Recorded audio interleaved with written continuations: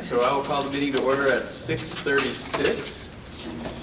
And the first thing is introduction. So before that, welcome to the very first sort of working board meeting for the Addison Northeast Supervisory District, board, which will soon have a different name, but that's what it is right now. That's one of our agenda items. So welcome everybody. Maybe if you can just kind of go around and state your name and what town you're representing here tonight, that would be a great way to get started. Megan Campion and Bristol. Allison Sturdivant, Bristol. Andrew Morton, New Haven. Liz Sayre, Bristol. Caleb Elder, Starksboro. Jen Stanley, Moncton. Sarah Laporelle, New Haven. Crystal Seringo, Bristol. Patrick Green, Superintendent. John Criswell, Moncton. Erin Lathrop, Bristol. And the first item after introductions is public comment, so I'll turn it over to anybody here from the public that wishes to say anything. I think this is very exciting. Right. Jump in front of the camera. So the next item is board organization. So we need to elect officers. We need to elect a chair, a vice chair, as well as a clerk. So let's open up nominations for chair. I nominate Don Griswold for chair. I second. Any other nominations?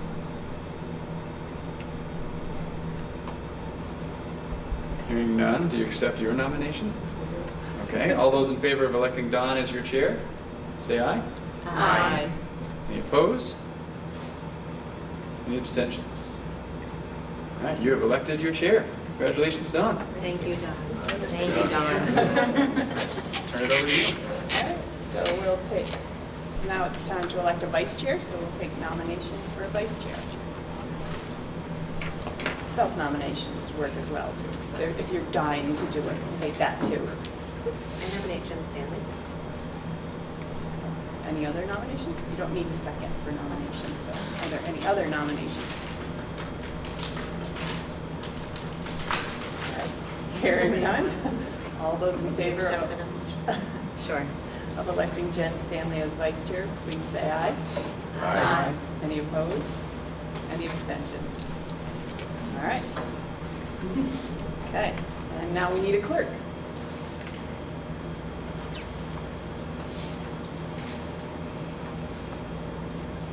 Anyone?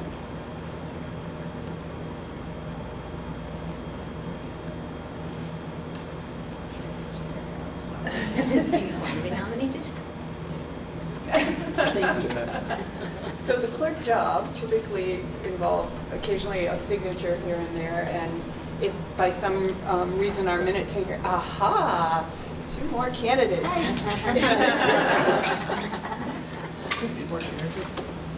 Well, there's one. So I have been nominated as chair. Great. So And excited. And elected as chair. And Jen has been nominated and elected as vice chair. We're currently looking for nominations for a clerk. Sorry, I can't do that, so nobody can nominate me.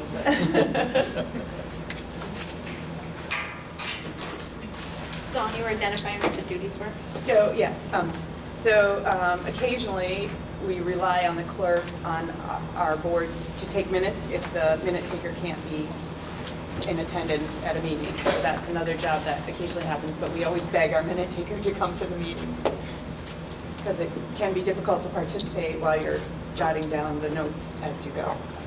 Well, in the past, Dawn, I know that Allison has been particularly awesome at being detail-oriented and capable. And I would say that if she's not horribly opposed, I would nominate her. But if she has any opposition to it, I would automatically pull my nomination. Hold it, sorry. Thank you.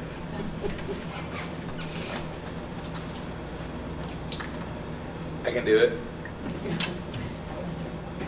Nominate myself. All right. Caleb has volunteered and nominated himself to be clerk. Are there any other nominations? All right. Hearing that, all those in favor of Caleb as our clerk, please say aye. Aye. Any opposed? Any abstentions? All right. Before we get any further, I'll let our two members who came in introduce themselves so that everybody will know. I'm Barry Olson from Lincoln. I'm Rebecca Odie from Lincoln. All right. Okay. So now we're down to discussion items. Do you need, I'm sorry to interrupt, but do you need a motion? It looks like there's to accept that slate of directors. It's on the agenda, so I just want to make sure I got it. I think we did it individually.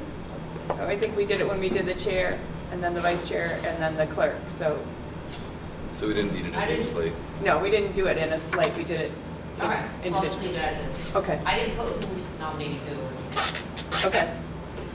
All right. If Karen needs it, she can let me know, and we can Okay. add it if she needs it, but I don't think. I usually rate it when I take minutes. I don't know if it matters. Do you want us just to tell you and you can add it? Sure. Who nominated Jen? Krista. I got Caleb was a self-nomination. Yes. Okay. All right. Who nominated though? I did. Okay. All right. All right, so I think I'm up, and I wanted to begin by offering you a gift. Which are those behind those booklets there? So we can sort of send those around. Those are the updated copies of the essential work of school boards, right? It's a little resource kit for everyone as we're starting our work together. Let me get this thing fired back up. So, just, oh, sure. See if I guess right. Is that okay? I just sort of thought it would be nice as we start this new district work together that you had a sense of this new district that it is you're overseeing the work of. And it's different than any other district that we have currently. So I just wanted to kind of run through some information about Addison Northeast Advisory District, soon to be changed. So shaping our future together, that is our vision. And beneath this, we have our mission statement.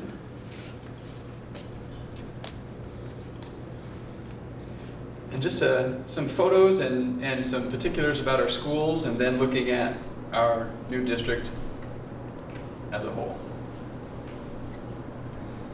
So Beeman Elementary School is one of our schools in our district.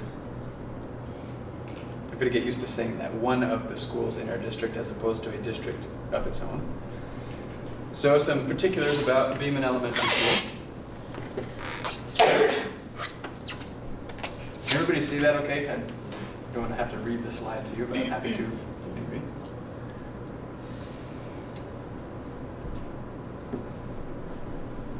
So just a bit about sort of the demographics and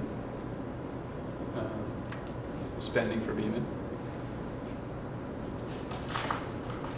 And a little bit about the staff at Beeman. We have a breakdown of various positions that are currently, so this is for FY17, I believe, not projecting into FY18. And then sort of that balance between how many full-time equivalent positions are there versus how many actual bodies of people might you see in that building. Not always the same.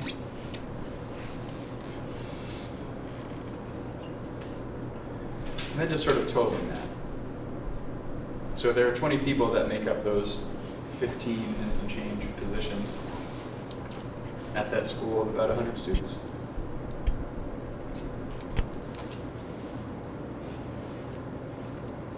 And some happy Beeman kids.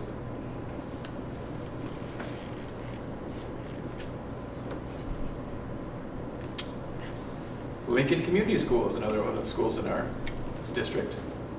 You can see their vision and/or mission at the bottom.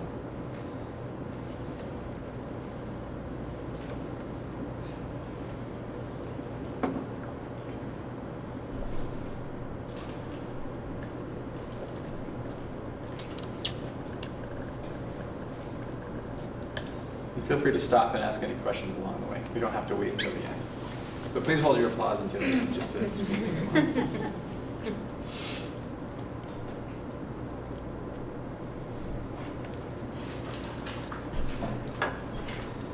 and some of the staffing at Lincoln.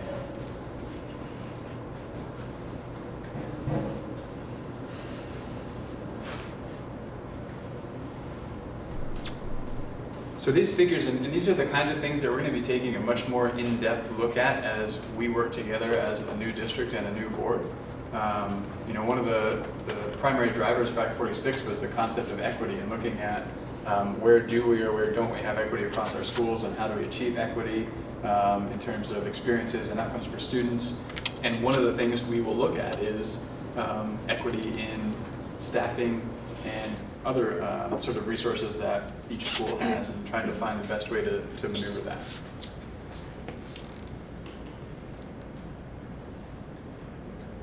I apologize for the slow transition. It's a snow day kind of thing, I think. So there you can see the totals for Lincoln.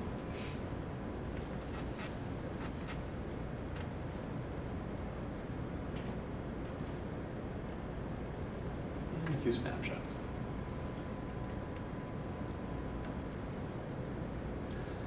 Robinson Elementary School in Starksboro, another one of the schools in our district.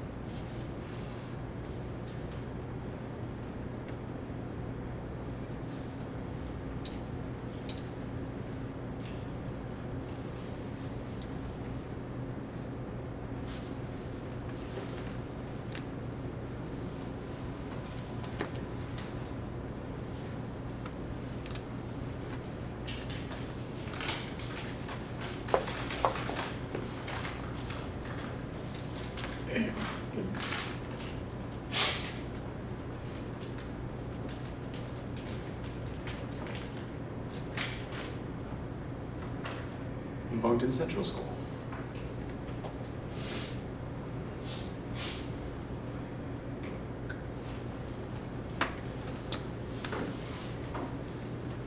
Sort of interesting. I don't know that it was designed necessarily this way, but we've been increasing in size more or less as we've been going. So Beaman is the smallest school in our district, Lincoln the second smallest. Robinson and Moncton are about the same, and then Bristol will be the next one that we'll see, and that's the largest. Where are you getting the projected enrollment numbers? Is that for the FY19 school year, or is that for? No, so projected is for FY18. So It's for next year. FY18, So it's just looking at next year out. Okay. So it's kind of looking a year back this Yeah. year and a year forward. Okay. To give a little sense of any trend that there may be there.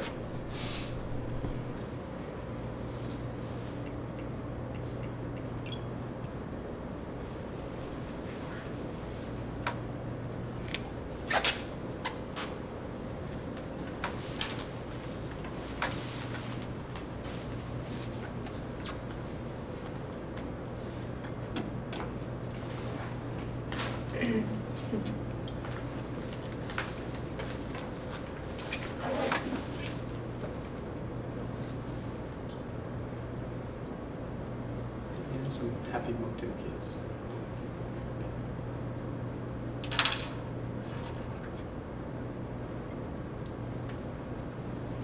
As I said, Bristol Elementary School, largest of the 5 elementary schools.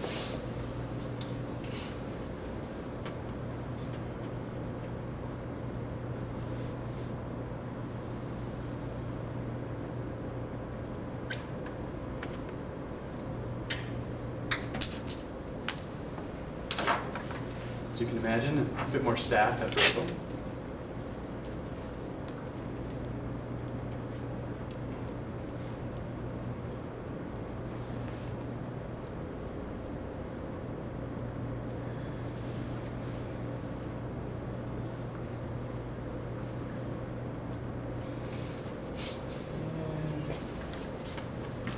That's my favorite picture of all of them that are in here. Mr. Robinson laying on the floor with a kid. That's great. And Mount Abraham.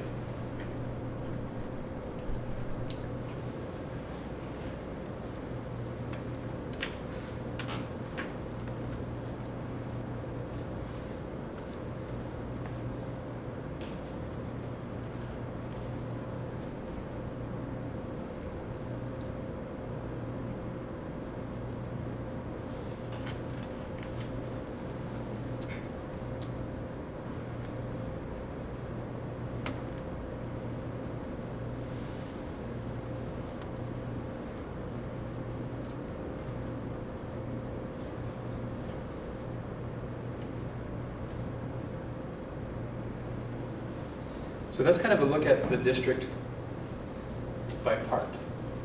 But I think it's also worthwhile, once we see some happy pictures here, to really look at the district as a district in its entirety. Oh, sorry, we forgot about A&ESU, which currently exists, and this gives you a sense of, so all the positions that aren't necessarily in a school. Special educators fall here, as well as central office staff. As well as some other curriculum leaders, sort of supervisory union employees.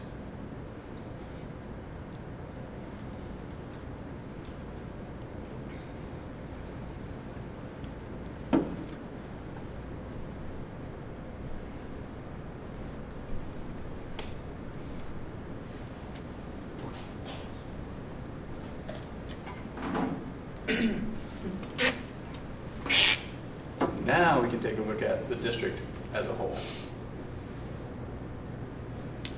So you can see our enrollment as a whole on a downward trend. Hard to say how much further down it will go before it kind of levels out, but certainly over the past, sort of last year, this year, and projecting out, looking at a reduction. Some of the particulars about our demographics. Patrick?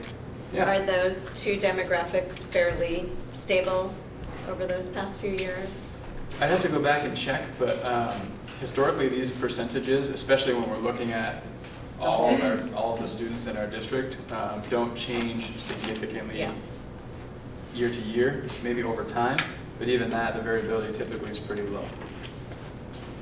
Is that, you guys that have been here longer, have you seen tremendous variability? I would say at least for the free and reduced lunch status, there has been quite a drop over the last 5 years as a whole. Some schools have increased and many schools have decreased that percentage of eligibility. I watched that one quite closely. That comes with funding implications. I can't coherently speak to the special education numbers though. That percentage isn't far off from sort of the averages that you would see across the state. We have some schools that are higher than what you would expect to see individually, but not so much. And then this becomes the one budget, if it were to be a single budget this year. I think this is again looking at FY17.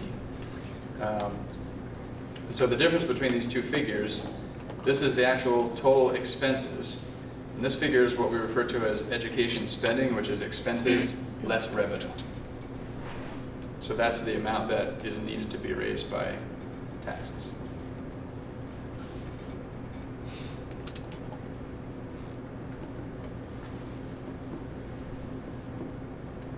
And then this is sort of the sum from all those other slides. So I'll kind of get to the totals fairly quickly to give you a sense of the employees.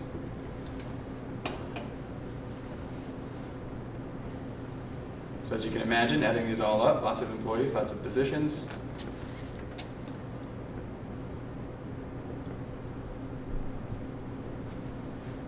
For the grand total, 308.02 FTE, which takes 347 people to fill.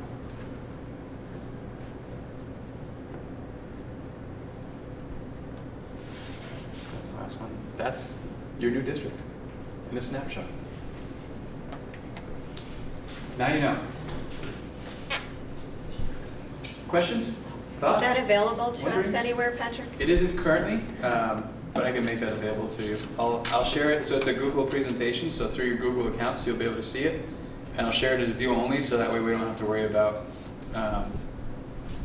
open meeting law and all that stuff if you happen to all be looking at it at the same time some Saturday night. Okay.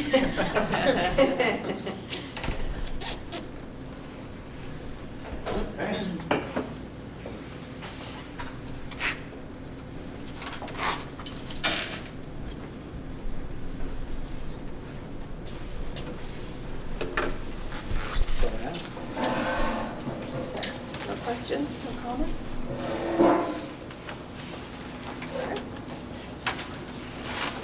then we'll move on. The next item is to review the Act 46 Articles of Agreement, and that was in the packet. So, And the intent here was mostly just to, again, to sort of familiarize everyone with these articles of agreement, which are binding for how this board operates, and to offer an opportunity to ask any clarifying questions about some of the articles. This obviously can be kind of an ongoing thing as we progress through, but a number of folks that are sitting around this table were very involved in creating these articles of agreement, so the opportunity to really understand them pretty deeply is great, and wanted to make sure that we took advantage of that opportunity.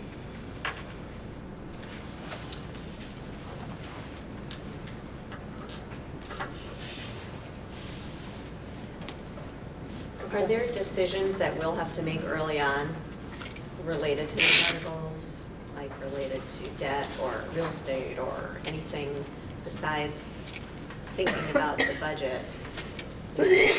And are any of those decisions things we're going to have to think about prior to July 2018? Yes, there will be a number of things that are articulated in the Articles of Agreement that will be work that this board will have to do as we make that transition. So this board will have to officially accept, say, for example, the property and debt and things like that, and there'll be a process that we'll have to follow in doing so. And that's one example of many things that will need to happen as we make the transition and sort of assume all the responsibilities that this board needs to assume prior to July 1, 2018, or as of July 1, 2018. So yeah, there'll be a lot of decisions, and some of those articles will help articulate maybe what can or can't happen in terms of those decisions. So any meetings, agendas will be based on that sort of time frame and what needs to happen when. And if any of those have implications from the local board, will we know about that and be able to discuss that prior to the meeting with this group? Yeah, so it's going to be, so the local boards as well as this board, there's going to definitely be some coordination that needs to happen in terms of the local boards transitioning over the responsibility for things and this board accepting the responsibility for those things.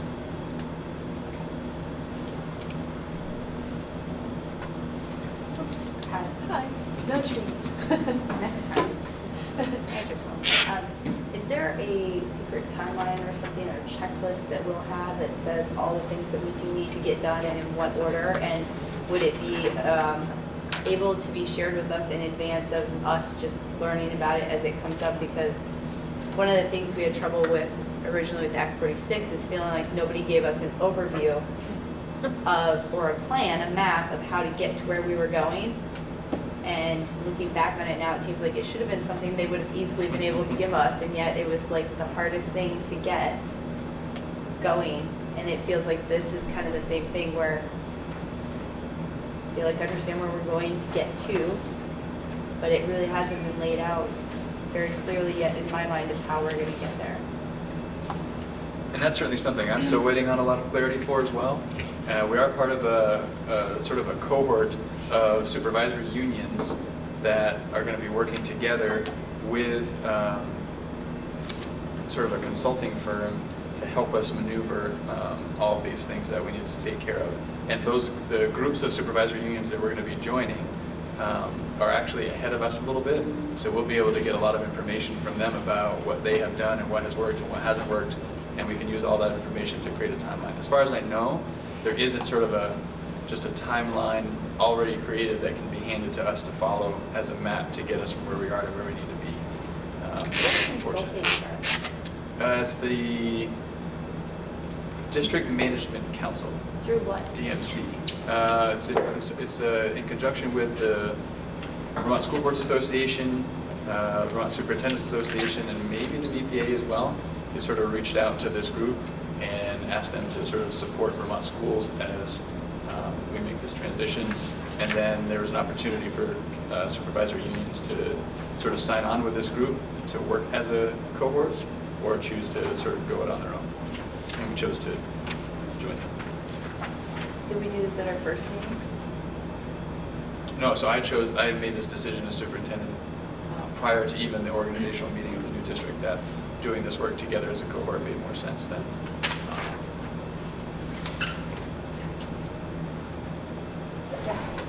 The other thing I wanted to consider today at some point was that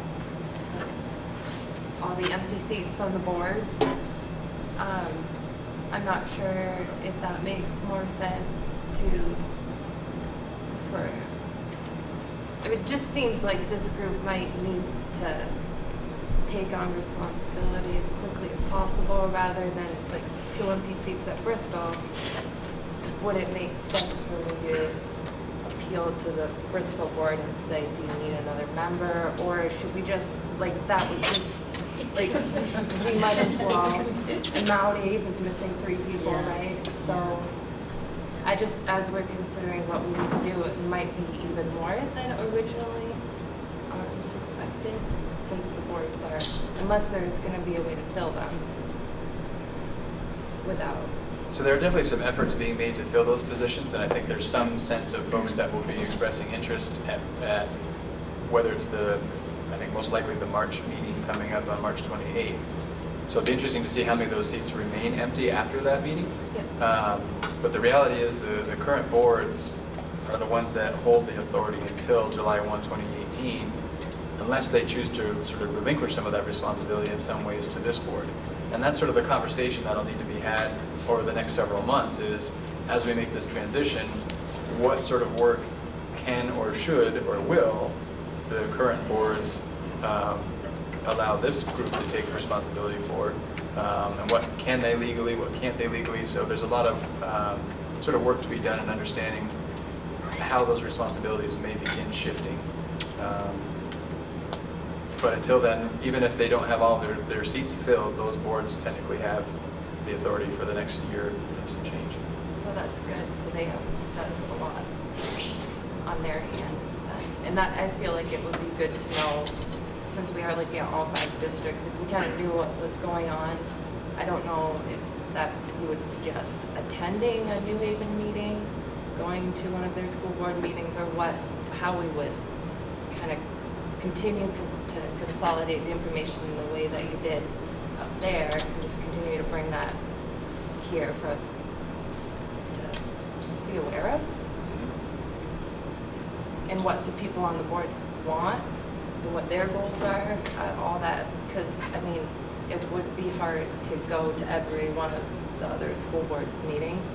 I mean, that would be challenging for me. I know you do it, but so I just feel like that would be another piece of information that could help us truck along in the right direction. Right now, all of our board meetings are scheduled as carousel meetings for the remainder of this school year. And those carousel meetings typically begin, the March meeting is a little bit different because we have to do some organizational things a little differently. But they typically begin with an executive committee, which is typically where there's conversation. So to try and have continuity, so rather than the Robinson board sort of have a different set of responsibilities that they relinquish to this board than, say, the New Haven board does, to have those conversations with a larger group to try to make some common decisions around what boards will or won't sort of begin to transition. So that can be sort of a nice one place to hear the conversation and understand some of the depth behind the decisions that are being made, rather than having to go to all 5 towns and their school boards. Thank you.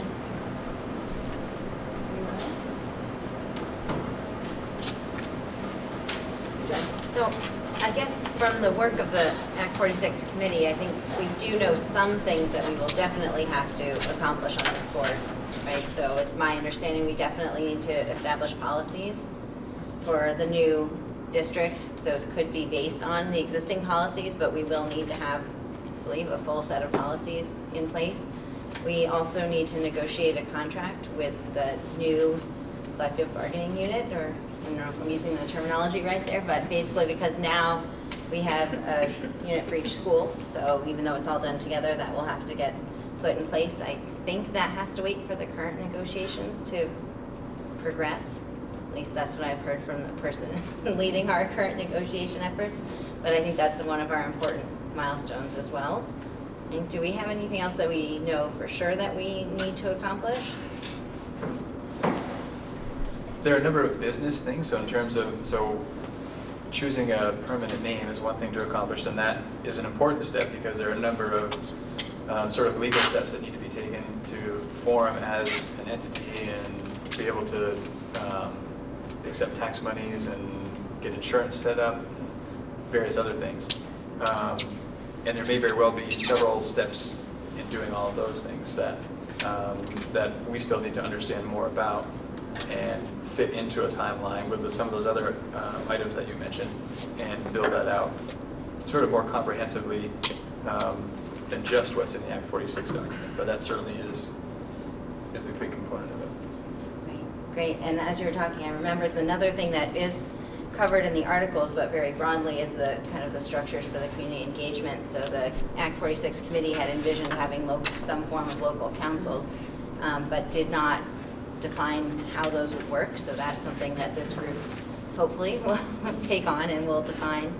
And then there were also some ideas and concerns that came up in our discussion of the articles that we deferred, thinking that they made more sense to discuss it through policy rather than through the articles of agreement. And I could go back through my notes and find what some of those were.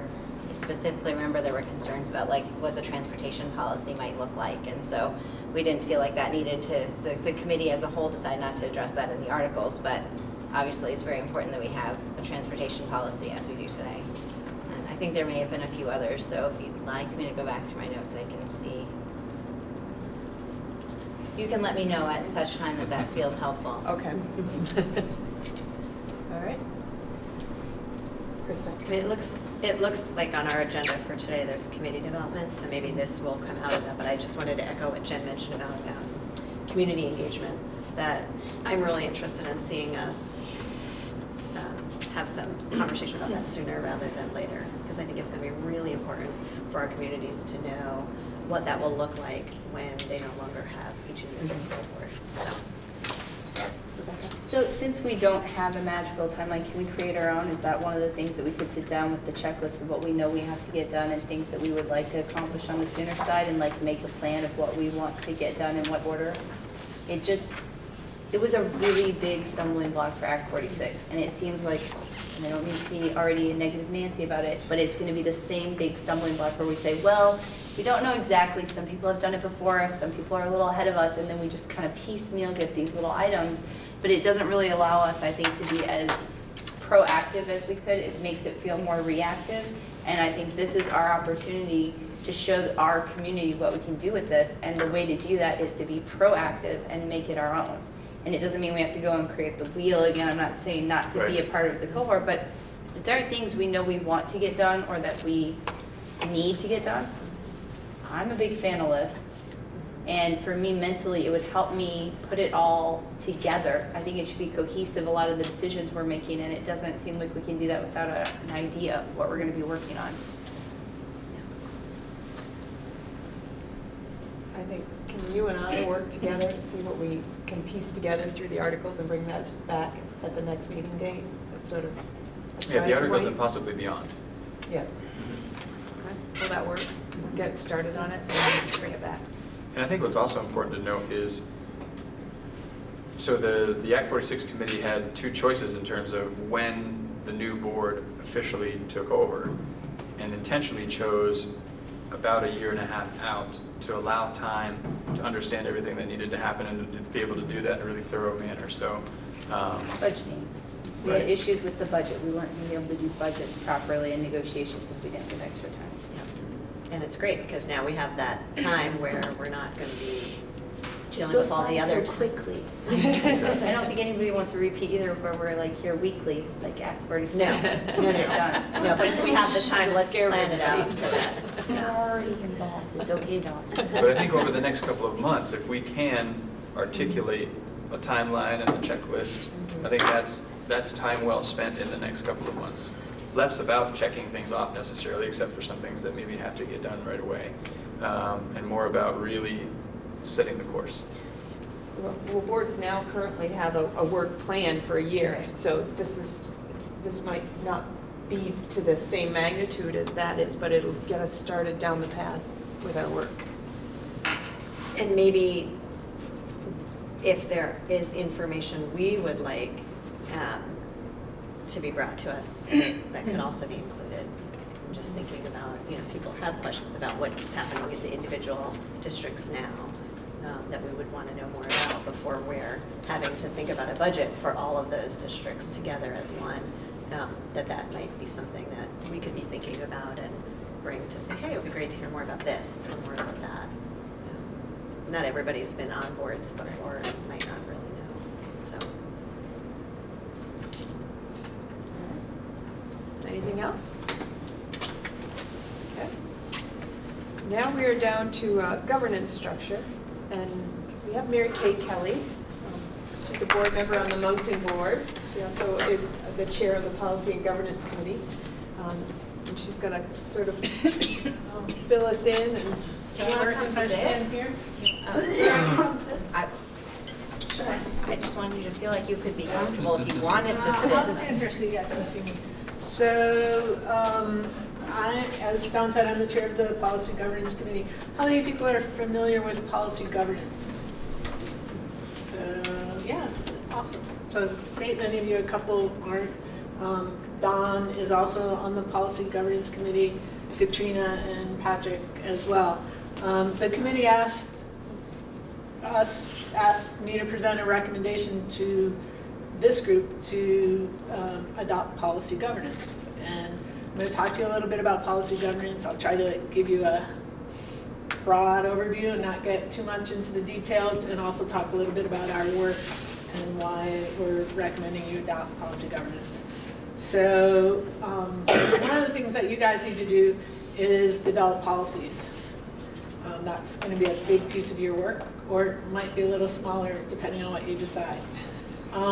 So policies really, and governance isn't really about what gets decided, it's about how it's decided and who decides it. And policy governance has really three pieces about how that governance works. One, it sets ends policies, is what we call them, but they're goals. What do you want from all the work that we're doing in education? What do you want the end product to be? It's really easy when you're talking about manufacturing widgets. We want to sell this many, but it's a little harder with education. But that's a process, and it relies on community engagement in order to be able to determine from our communities what we want our students to look like when they graduate from high school. The other piece is it gives the superintendent the ability to reach that goal any way he wants or she wants, except for limitations that you put on the superintendent. Those are called executive limitations. And so there's certain things that you decide the superintendent can't do in order to reach the goal that you set. And then there's also a third prong, which is you set rules for yourself in terms of what you can do and not do and how you operate as a board. So that's policy governance in a nutshell.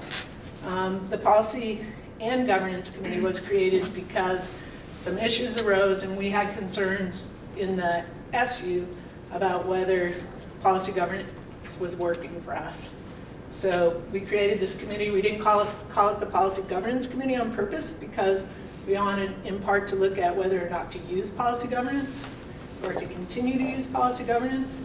And I can say for myself and the committee as a whole, I wasn't sure about whether to continue using policy governance when I started the work, but through the work that board has been doing, I'm convinced it's the way to go. And we've been doing this for about a year, well, since January, a little over a year ago was our first meeting. What the process has been is that group has worked with the superintendent collaboratively to look at, when we're looking at all of the policies, the executive limitations and the ends policies, to work collaboratively to interpret those policies and look at possible sources of evidence.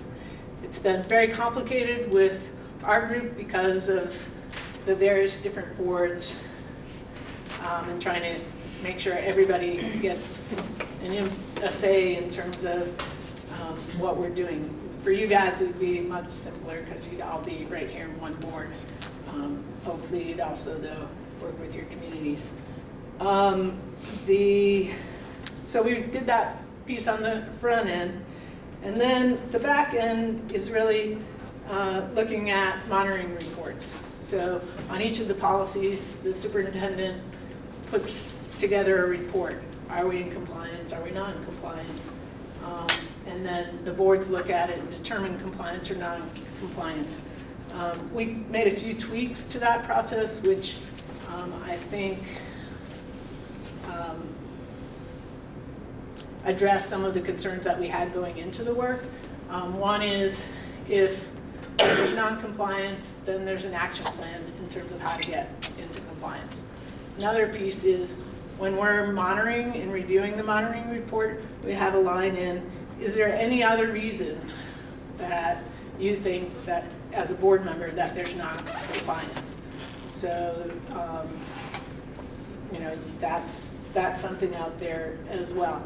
And then the other piece we had is if, after you've gone through this, you think you're not really getting the information you want, the superintendent's reasonably interpreting the policy, but you're not getting what you want, we have another piece at the time of monitoring, should the policy be changed? And so you can always change that policy. So if that process is vigorously, and this is true of any governance process, if you are educated on the process and really, read those monitoring reports, make sure that you're getting what you want, this is a great process. In using policy governance, though, I think, and in any governance system, you really need to make sure that there's continuous education. Essential Works of the School Board, that has a governance process as well. I'd encourage you to read that and talk to people about policy governance. You as a board, we've been working with Bob Gardner, who's really an expert in policy governance in our area, and you guys could certainly, if the board wanted, have her come and talk to you about policy governance as well. The final piece, in terms of our recommendations, we put together, because I know Rebecca likes to have a plan, 3 potential options if you were to adopt policy governance. And one would be you guys just take on the front end work as well. So there's the policies in place. You guys as a board work with Patrick. We've gone through half the policies, but you can take that second half and then do the first half all over again, work with Patrick on those interpretations and the evidence, and then work the rest of it through the process. Another option was, we just continue to work as a committee. We're made up of one representative from each of the 5 towns plus that. And you just take that and start with that. The third option is that we do a joint committee. So we continue our work, no matter what, our group, not necessarily our committee, but the SU still needs to monitor the superintendent's performance, the school's performance over the next year. That's still part of our work. So we're still going to have to monitor. We might not do the collaborative piece if you guys aren't going to do policy governance, but we still have to do the monitoring piece. But we could do a joint committee where we still have our reps, and then you guys decide, how many of you want to join us, and maybe it's half and half. We go through that work. Even through that process, you might decide the policy should be tweaked in a different way than us. But being part of that process, I think Don and Patrick and Katrina could probably also say that being part of this work with Val has just made us so much stronger in terms of policy governance and governance in general. So at least I would encourage you, if you are going to continue with policy governance, that you have some involvement in that process. And then if I don't know if I missed anything or if you want to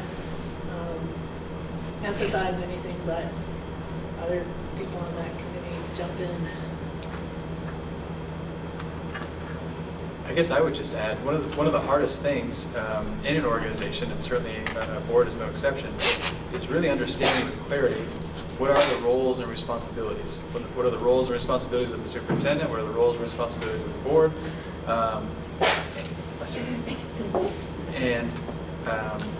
What I really appreciate about policy governance above all else is the clarity that it provides in terms of roles and responsibilities.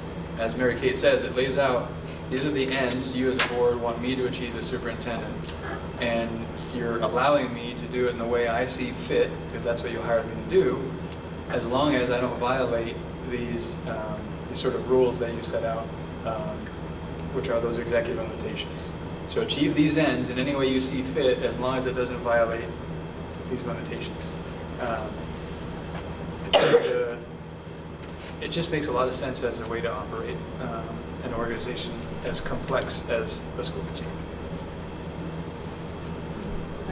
What are our other options besides policy governance? Because I love getting a recommendation. It sounds like it's been well thought out, but I've never been told what my other options are.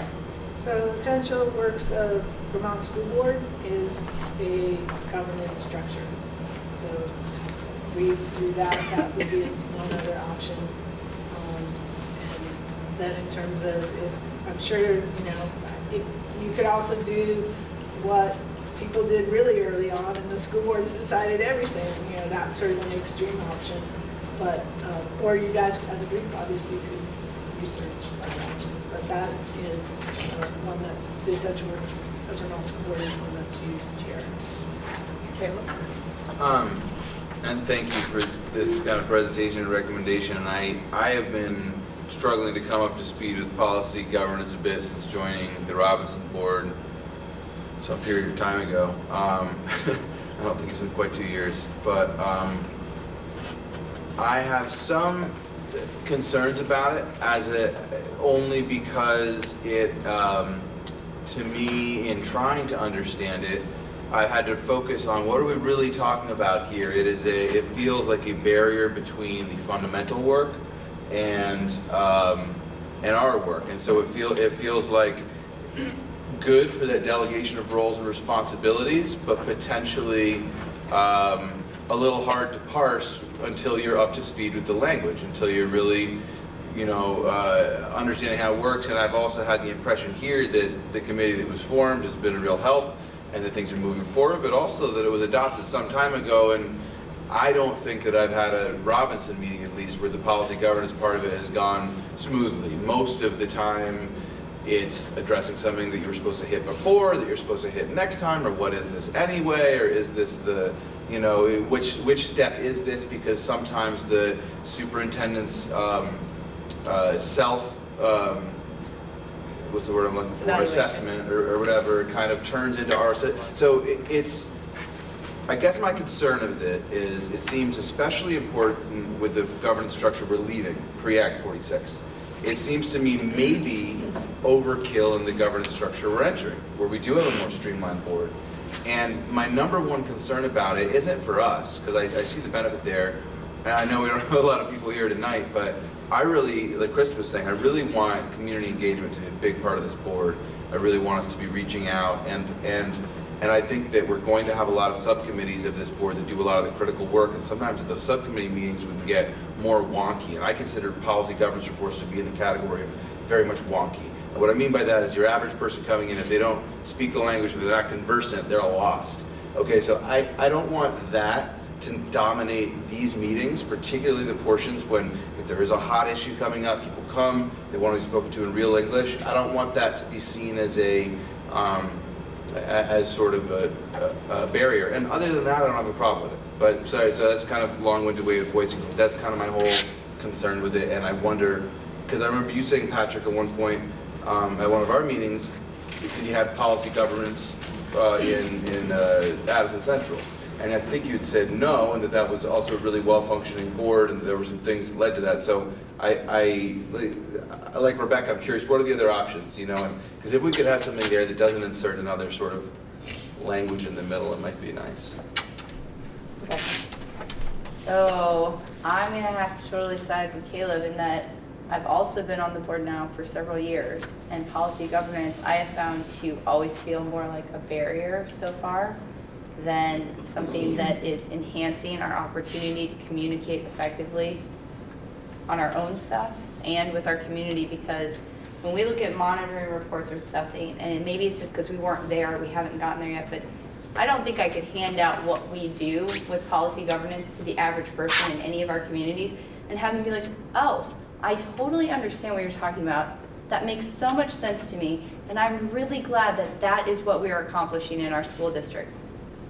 That is not what I get from it when I read it, and I'm not saying that we haven't gotten better or we're not doing really good work in the committee, because I think that committee has taken a lot of time to understand something, but I would like to know nationally what's done, what's typically done in Vermont for options, and if we're allowed to, if policy governance allows for flexibility in how we structure our policy governance, because it's also been frustrating as a school board member, not with you necessarily, Patrick, but with different people telling us, sorry, that's not your business. And to be honest, it is my business, because when it comes down to somebody being upset, they're gonna come to our board first, and we're still responsible for giving information back. And so I don't like to feel like I'm told that I can't fully understand a process or contribute ideas. It almost feels like I'm told not no a lot in policy governance. And I don't mind thinking up policies or giving Patrick a very clear way that he can operate, because he also has wonderful ideas and generally far smarter than I am. But I would like to really think about it before we just jump on a structure just because that's what we've been working on hard for a while. Because it hasn't been a smooth road for me personally, or from other people that I work with in my board. Well, I would encourage you to look at other options as well.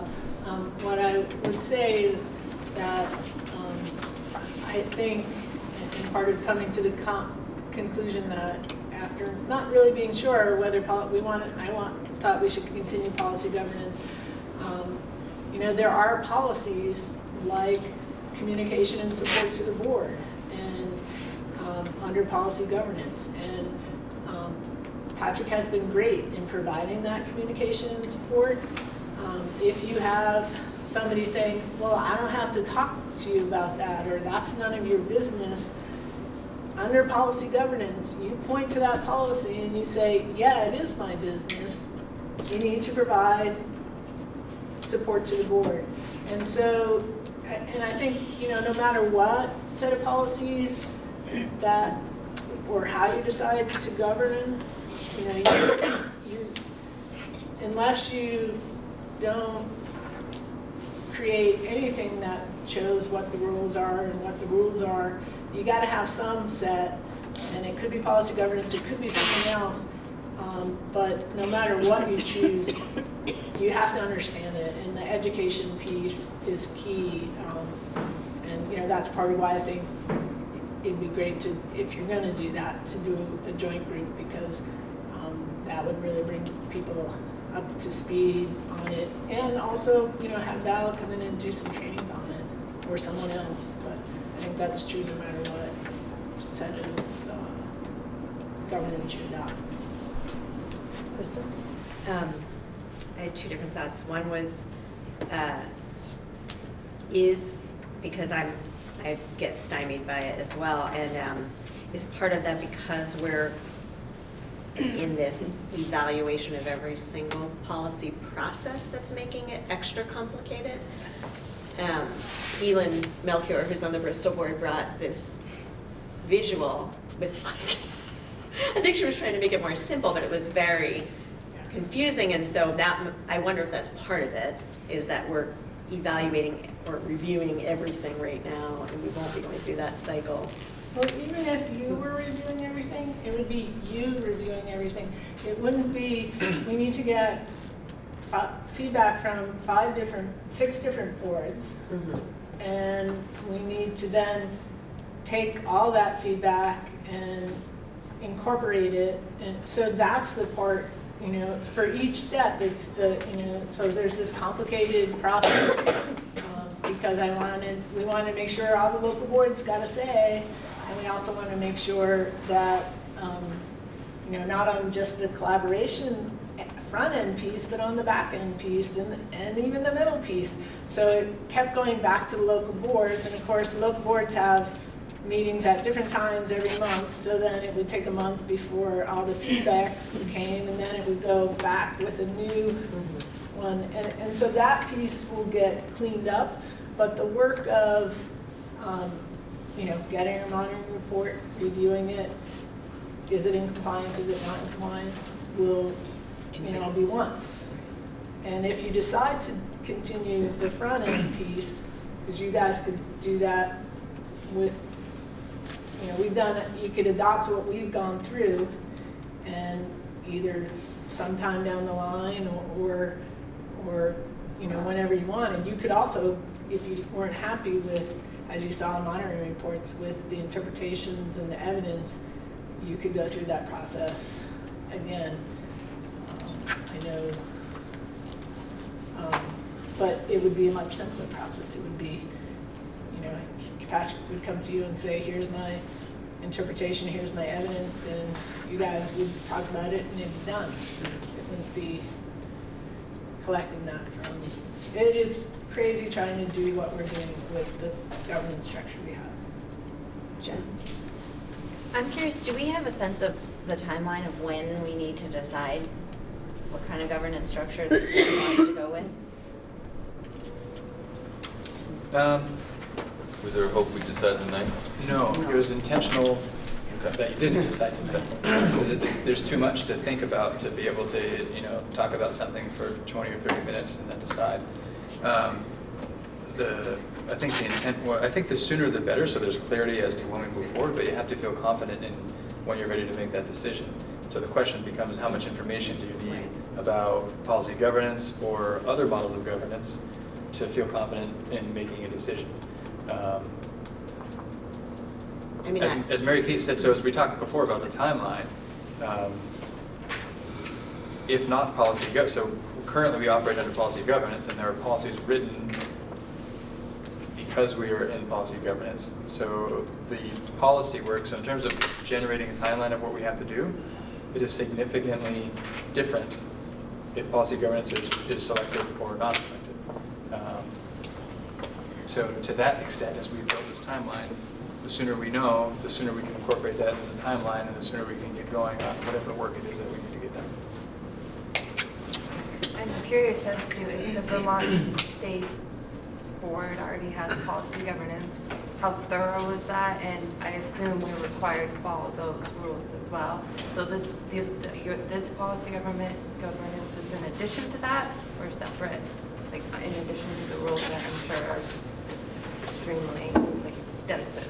So the Vermont School Board Association has some policies, but it's not something in addition that you have to follow. You could adopt their policies and, you know, do the essential work of the school board. And just to be clear, I think there's some confusion. There's also procedures. So they don't deal with who decides and how it's decided, but there are things like they're required by law. So there are, in addition to, and one part of the work we're doing is also separating out, here's our policies that are governance, and then here are procedures of things that have to be done in a certain way according to law. So the Vermont School Board Association also does a lot of work with that. I met with Harry Frank as he was drafting these essential works of school board, and you know, it's another good way to go. But having done the work that I've been doing with the policy governance, it seems like for our district, it's a good. And Val will also tell you that for some districts, policy governance, if everybody's new, it can be harder because there is that learning curve. But with a smaller group, you can also get that training and meet that learning curve.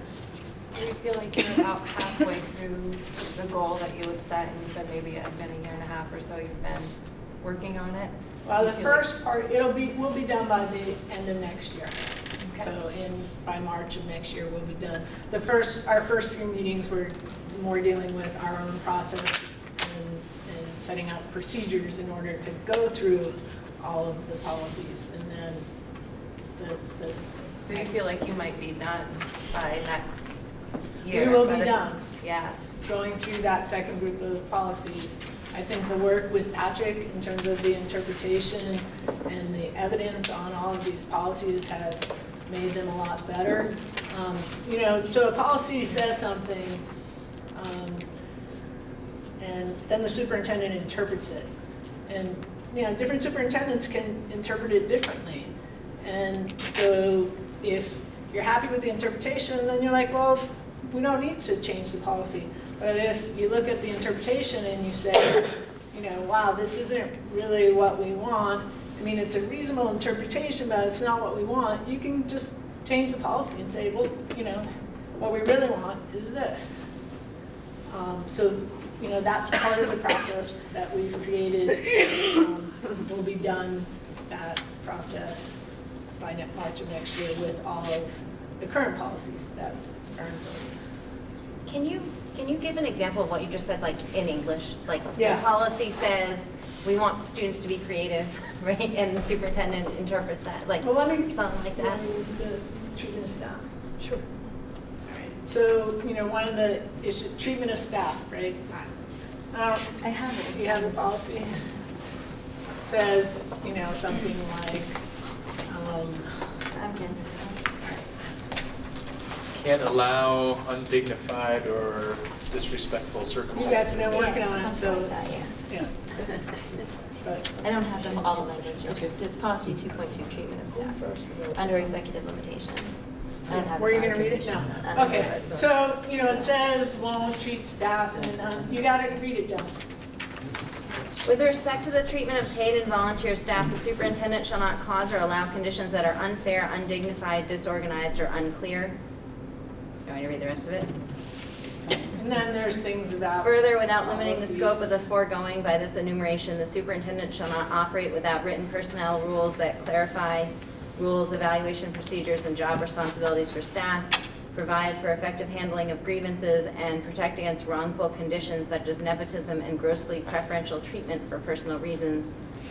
Retaliate against any. That's probably good. So that was interpreted in, previously from our prior superintendent that, we're not operating without any policies and procedures for teachers.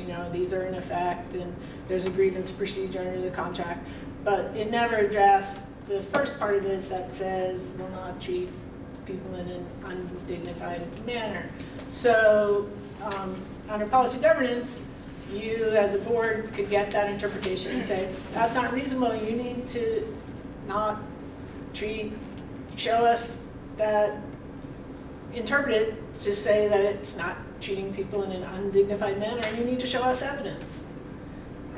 Alternatively, if you decided, well, it's kind of a reasonable interpretation, but we want, our staff and to be treated in a certain way, then you change the policy and you put that in there, and then the next time around, it's more clear that this is how we want staff to be treated. So that's kind of an example of it, and I see I'm confusing people more. Yeah, I want to ask a different question. So Please do. policy governance is process, not content, Correct. right?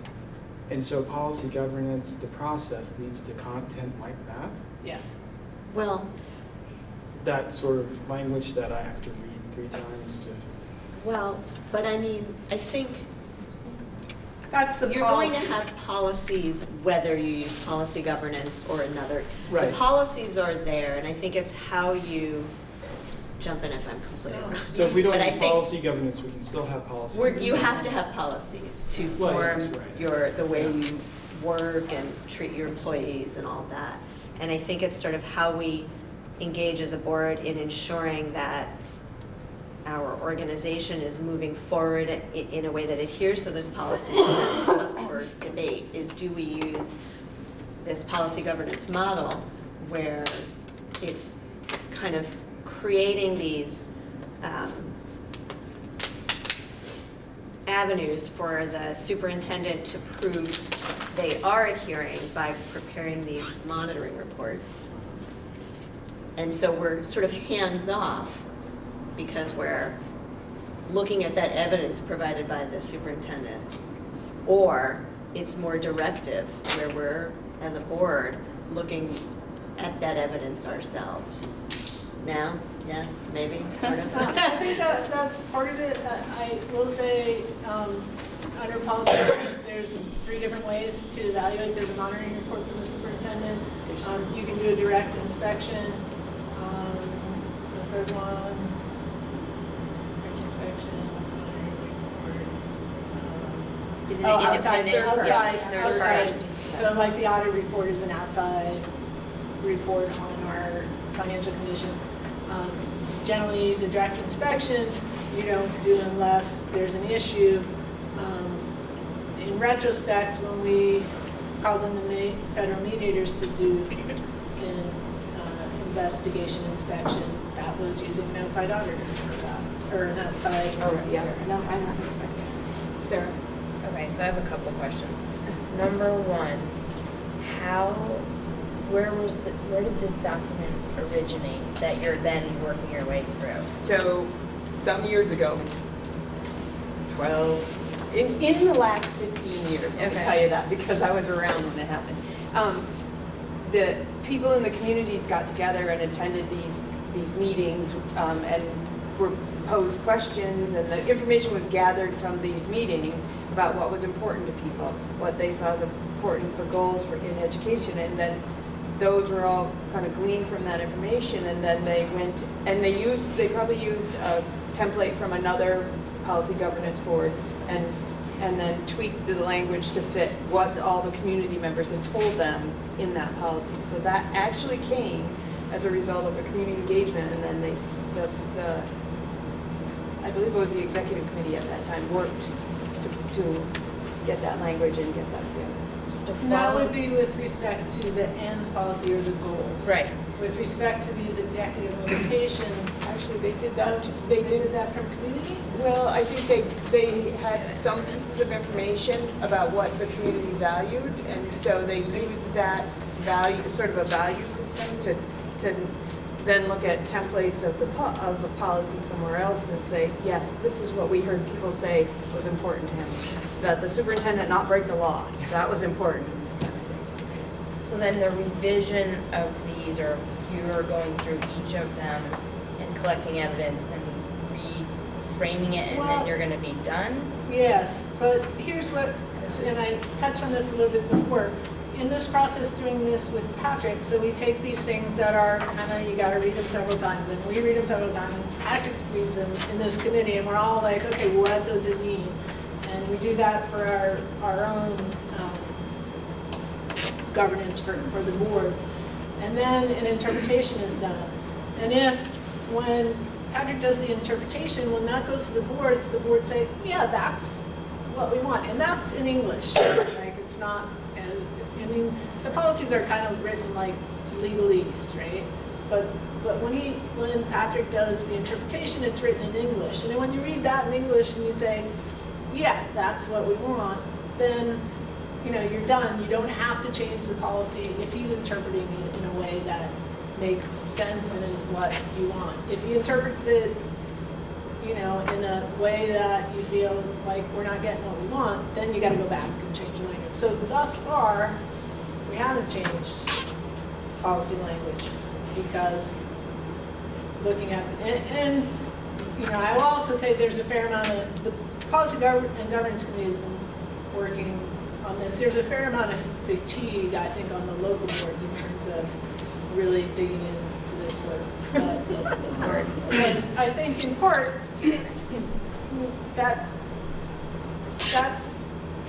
that's there because people are feeling like, wow, the interpretations are good and everything's going fine, and so we're okay. And that's what's labor intensive now. When she said that that'll be done, Right. we'll have an interpretation for every policy, Okay. a reasonable interpretation, and we'll have a monitoring report for every policy. So that the first time through this is a lot of work. From that point forward, every year, the monitoring report will be updated for the board to review, but we won't have to recreate necessarily the interpretation, get feedback on the interpretation, so that we're all in agreement that's a reasonable interpretation before the monitoring report is done, and then the monitoring report is drafted for feedback. So there's a lot of work front-loading this right now to get it to the point where we've gone through them all once. It'll be much simpler once that has happened. It won't be happening at every single board meeting once these are. No. Just we'll do the second part, unless you think when you get the report, there'll be a place to say, do we think the language should be changed? That we've created a form that says that. You can say we think it should be changed, and then you revisit that. Rebecca?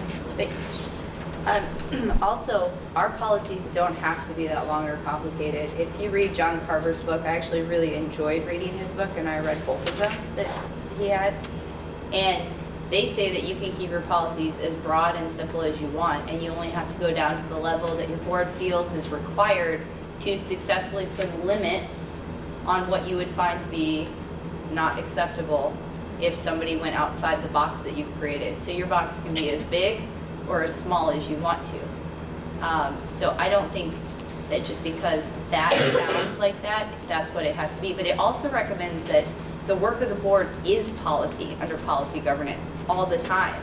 So they recommend reviewing policy yearly to look at interpretations and to make sure things, and that's also assuming that you don't have a new superintendent come in who has a totally different perspective than the last superintendent. Because I can tell you, we have a superintendent who varies widely from our last superintendent's interpretation on almost everything. And how they go about doing their job. And that's not to say either one is good, bad, or the other. It's just different. And so if you have a new superintendent or you have a lot of new board members come in who are unsatisfied, it requires a lot of change and adjustment. So it's not that this can't be done in a simple or clear way. But I think the problem is that unless you're very, very good at training people and giving them a lot of knowledge very quickly, it can get mucked up real fast, and it can take a long time to unmuck it or to use it so that it's actually a tool that gets used as opposed to just something that you're constantly trying to work with. And so there are other ways to do policies. People have employee handbooks. We have our contract with teachers and support staff that outline what we are allowed to do, not allowed to do, how they are treated, what their grievance procedure is, and things like that. We have state law. We have federal law. We have guidelines that we use. There are all kinds of other things that govern how we handle our schools, which you touched on. So it's not like we operate in this wide world that requires us to have these. If we didn't have all these policies just the way we have them now without policy governance, we could come up with something else that allows us to tell people how we want to run our school just fine, I think. That's why I'd like to know what we do more nationally and stuff when we are talking about this, because it seems like somebody had a really good idea, but maybe it's just not really good for us with when we have trouble keeping board members regularly, or, we don't always have a flush budget for training. Some of that was what I was going to also echo in terms of the turnover. The work that we've been doing this past year, there's been so many times when I've said to myself, why didn't we do this when we first adopted policy governance? And my very first year as principal at Bristol was the year we adopted policy governance, but other boards had already adopted it. So we had sort of a staggered start as a district, or now as a district. And I don't think that served us very well. I think we spent a lot of time in the early years really focusing on the ends policy and didn't spend nearly enough time on executive limitations or the board's work. These interpretations are everything right now. Not having interpretations before, it's like you're swimming in the dark as a superintendent. You're guessing at what you think everybody wants you to do, and then you're guessing at possible evidence that might be out there. This collaborative work we've been doing this past year as a group and with the direction of Val has just unpacked that to an incredible degree. And it's been done. It's working really, really well in other districts. And I agree that trying to do this as a supervisory union, again, didn't serve us super well. And Val has said that over and over. But I also think this group has put a lot of hours into defining a lot of the work already, and it would be sad to not try to kind of keep that going in some respect. We've learned a lot, I think, in the past year. Caleb, did you have a? I guess just a quick one that I'm reading just going through some of the descriptions in this document, which is helpful to have on policy governance. And thinking about this, the board is defining and delegating rather than reacting and ratifying, and the basic idea that you could have staff come up with a big plan or some initiative and bring it to the board. And if that process then becomes just a lot of back and forth and unnecessarily, maybe it's a waste of time, or maybe it's like delaying something that if it could have just been brought together in conforming with the policy, then you would know it was approved to begin with. Like, I get that concept. It sometimes feels to me like it's not as though, I don't imagine that this board's only work will be sort of that policy work, and then therefore this board never needs to approve anything because, it's already approved in advance by the policy. Maybe that is the case. Maybe that is the perfectly working system.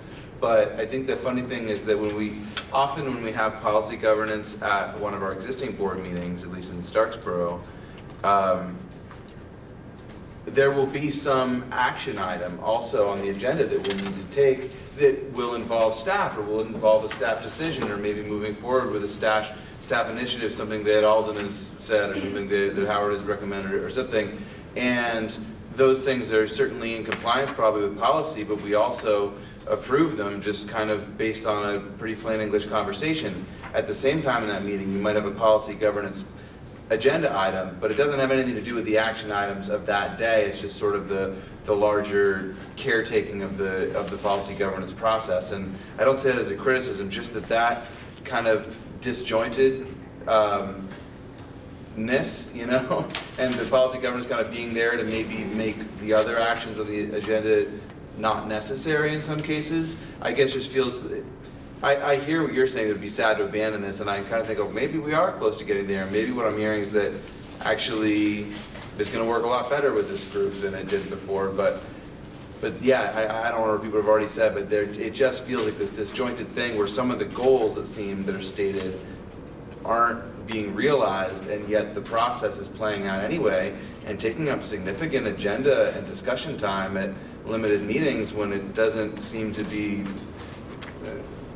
Like, we're not there yet. And so it is this it feels like a pretty big leap of faith to be like, okay, like this thing ought to work, because if it is just this side agenda to always manage, it just feels like, oh God, it's like half the meeting talking about this thing that's amorphous and questionable and whether it's accomplishing its goals. It feels to me that way sometimes in terms of making it concise, delegating, eliminating some of the need to come with staff plans to the board. It feels like those things still happen despite the sort of policy governance effort in tandem. So those things will still happen because policy governance, just like any governance, only talks about how you decide, but you still decide. What policy, the part of policy, all the work that you're doing with the policy governance now that's the upfront work. Assuming you accept the current policies, you wouldn't be doing that. What you would be doing with policy governance is looking at those monitoring reports. And to me, that's the essential work of a school board, is to monitor, are we meeting the goals that we set, one, and then two, are we doing it in a way that we've instructed the superintendent? Are we doing it without violating any of the limitations we put on the superintendent? So it's about how the superintendent operates, and then also what our ends are. And to me, that's the essential work of school boards is monitoring the process. And if it's not working, we want an action plan. Jen? So it seems to me, knowing that we're not going to make a decision on this tonight, that it would be really good for us to figure out what's our next step or what's our path towards making a decision. And I can imagine two things that could happen next. There might be other possibilities too, but I could imagine this board requesting to have Val and/or Harry Frank or some expert on governance options come and speak to us about, I could picture 20 minutes on 3 options or something like that. I think probably for folks who haven't been on boards before, like this is probably a lot of new information. And I have only been on the board as long as we've been doing policy governance, so I have not had any other experiences either. So I think we could ask for something like that. I think another option is something that we did sometimes in the Act 46 committee was we had a couple of people volunteer to go do some research and report back. So that would be another option if they were interested in doing that. And maybe there's other options. The other thing I would say is, I haven't run this by the committee, but certainly you guys could come to a committee meeting because you're part of the public as well, even if you're not participating in it, and see the work that we're doing in the committee.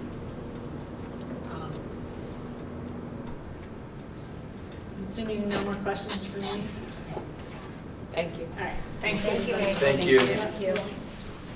So I saw, as Jen was mentioning, bringing Harry Frank, and I saw some nodding. Would you like, should we start there and try and see if we can get some more information in? Menu of options, yeah. And then. Who's Harry Frank again? Harry Frank's work is at the Vermont School Boards Association. So he. So you can provide a couple of different. Yes. Yeah, that would be great. So, all right, so we'll work on that. I think on the VSBA, so Vermont School Board Association website, there's more information even than what's here specific to policy governance and other governance models. So if you wanted to poke around at something, that's a good place to go. Jen? Perhaps we should also all agree to do some homework and do some reading between now and the next meeting. Yeah. And officially sort of There is agree to review the policy or the governance section of that. Right, there is that.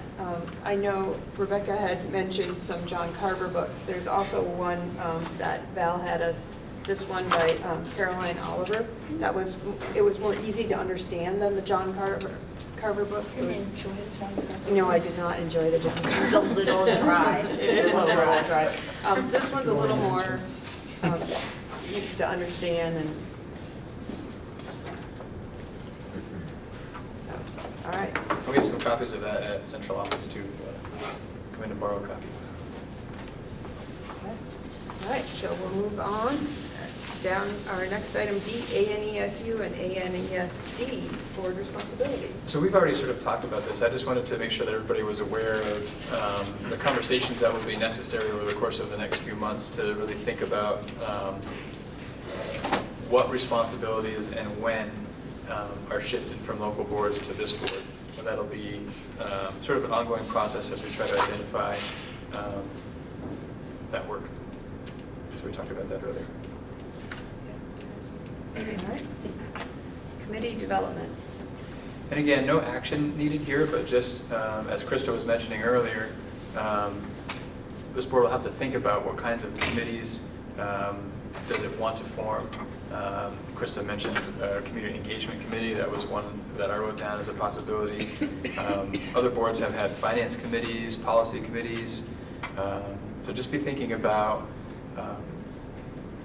how might there be ways to sort of divide the work of a board, and you have the luxury of 13 members that not all of our boards currently have, to think about how that work might be divvied up. So if somebody has a particular interest in policy or in finance or in community engagement or some other area that the board wants to establish a committee on, so you can be thinking about that, and we can form those committees down the road.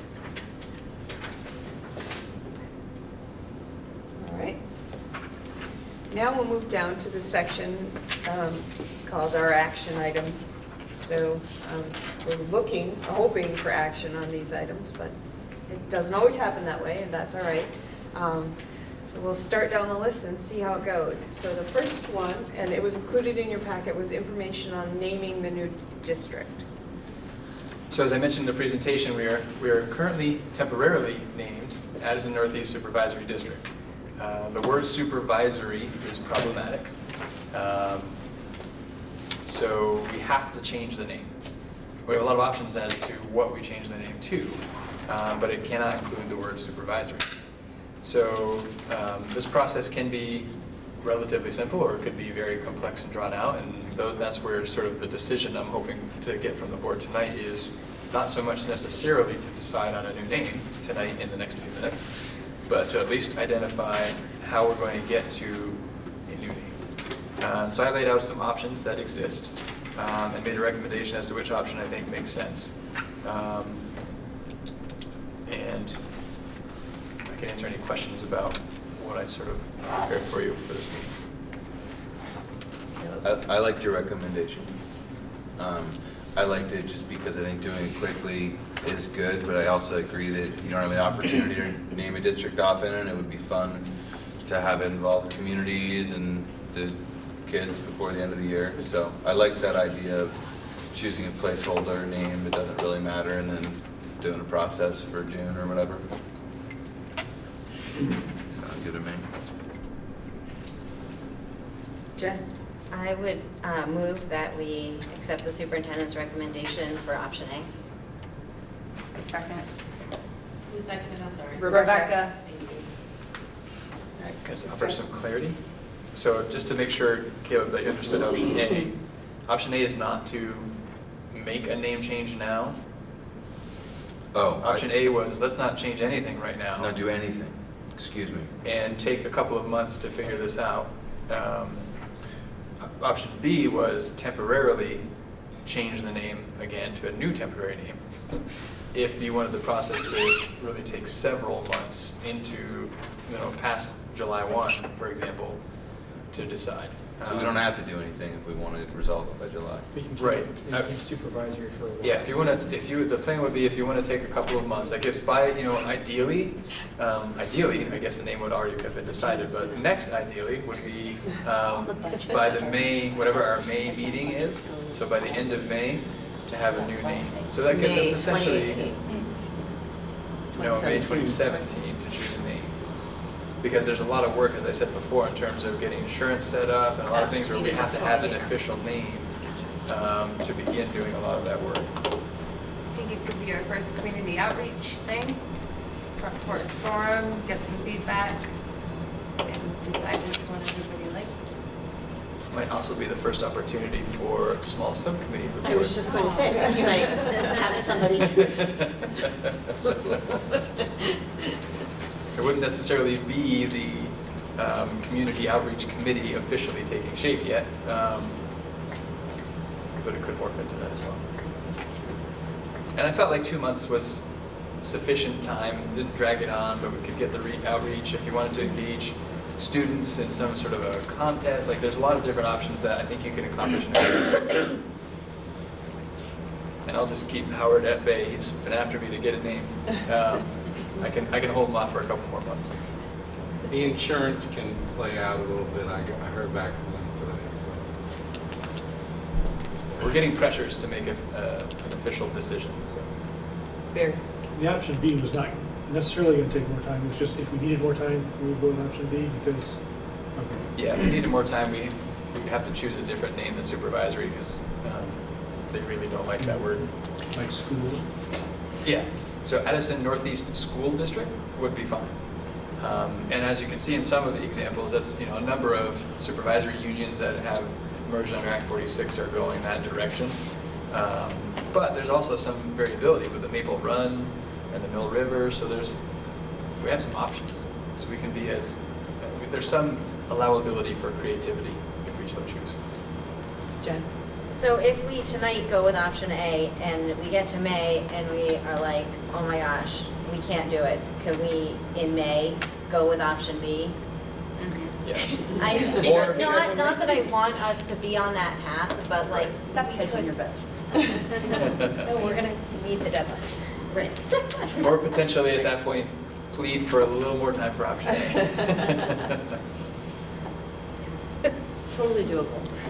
So to do option A, it sounds like we probably need a group to take that on and a meeting date in May to come together to decide, So right? we have so one of our agenda items is meeting schedule. So we're going to have to identify, I have some ideas I can suggest for a meeting schedule going forward.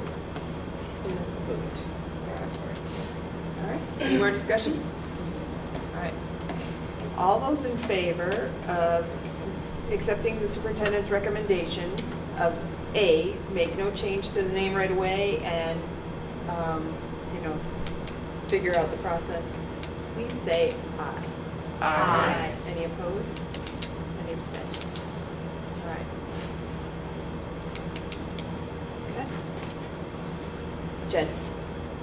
Would you like a motion to form a working group, subcommittee, something to deal with that? That would be helpful. Not moving.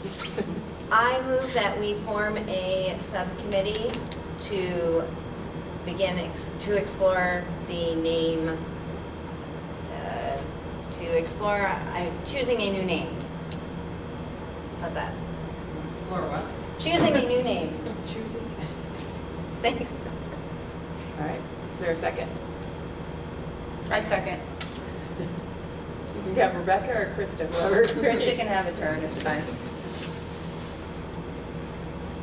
All right. Any discussion around choosing a new name? The subcommittee to choose a new name?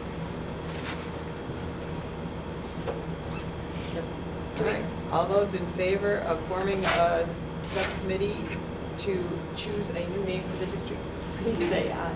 Aye. Any opposed? Any abstention? All right, Should folks email you with interest? sure. If you're interested in it, please email me.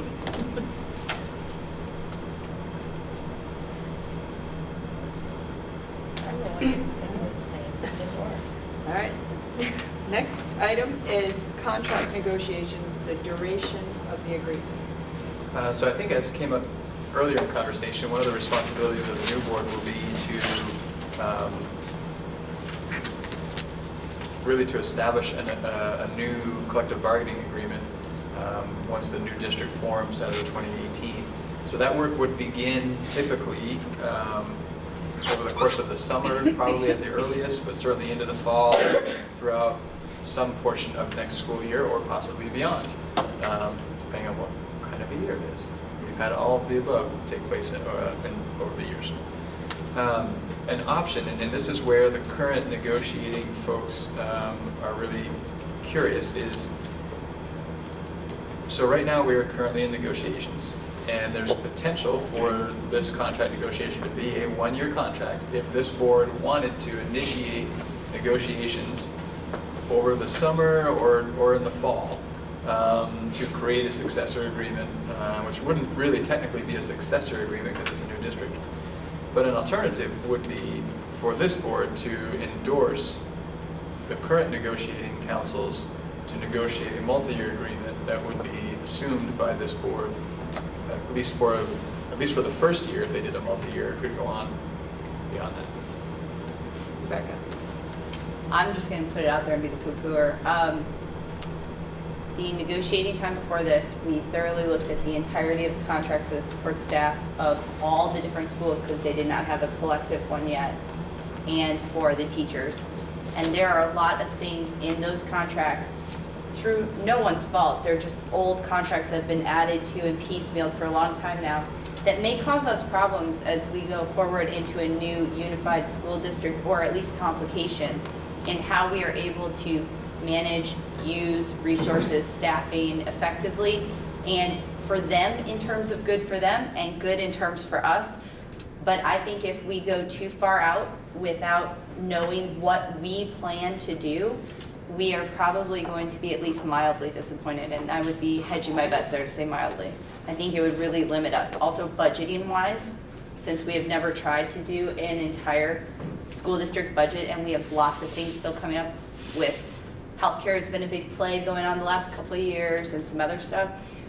It's not really an easy time to forecast the future, financially or otherwise. And I think it's something that I by no means want to start negotiations again, and they seem like they're doing a great job this time. But we could build on that. We don't have to just look at it as a negative thing.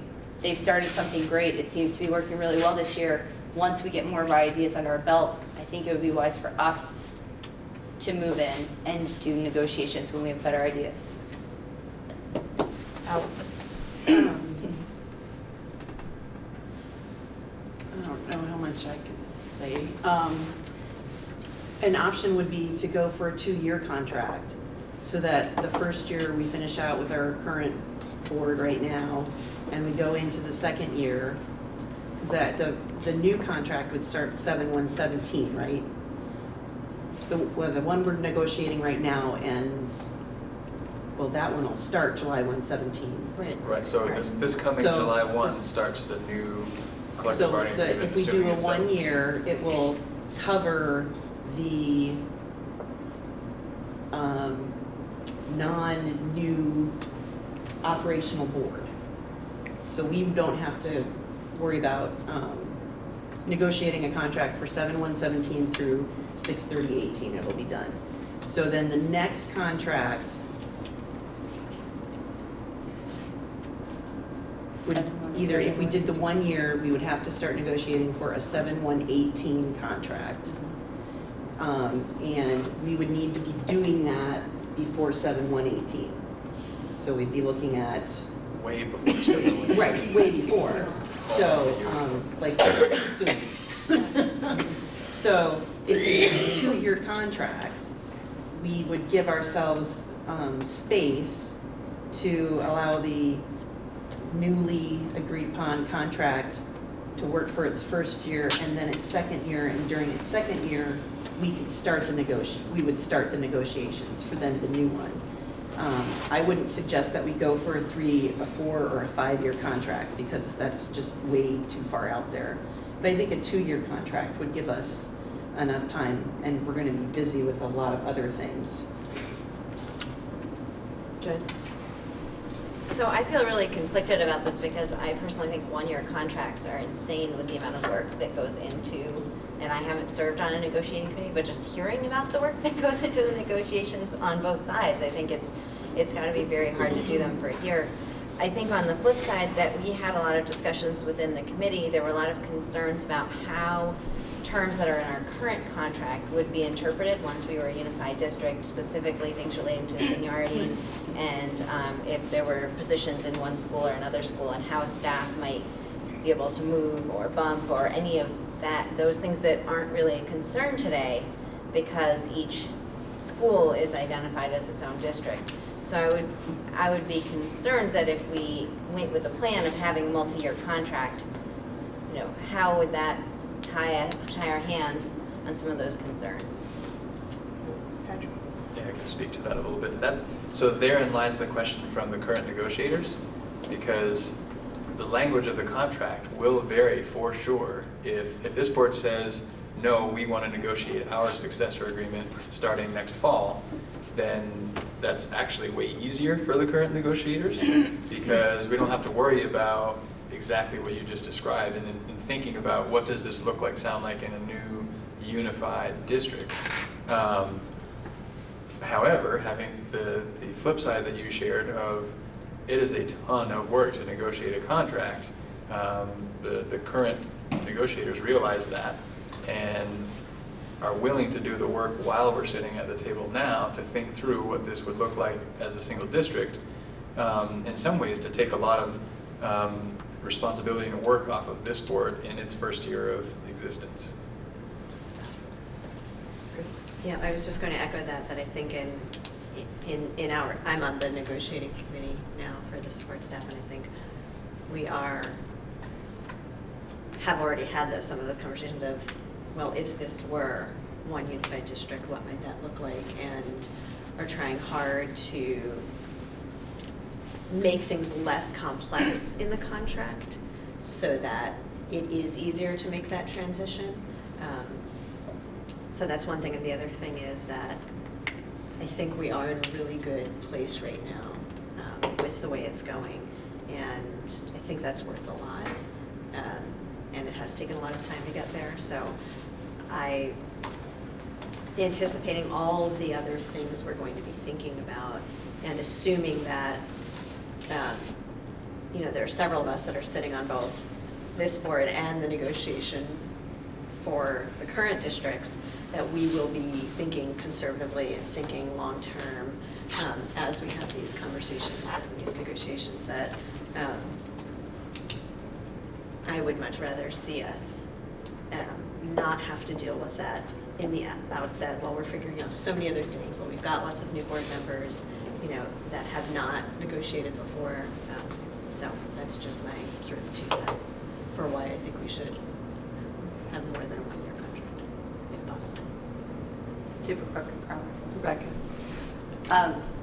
I had also thought that as a committee, we're allowed to invite people to our meetings, and I had thought that early on, while we're discussing how it might best play out for using teachers and staff at the new school district, it might be nice to actually invite some of them, not in terms of bargaining, in terms of our policies and how we plan to envision it, to invite them to help envision, because if we get buy-in from them while we're planning and appreciate their ideas that they could bring to the table, it might actually resolve some of the issues when we then go to bargaining with these changes that may be necessary, to have already had their input in the forefront of us creating a new model of maybe how we do some things in a district, as opposed to us creating it here without some of them present to provide input, and then just taking it to them at the bargaining table, because that's a hard place sometimes to talk about just handing them new things and saying, well, this is how we've decided we should do it, but we didn't ask you, and now we'd like you to change your contract.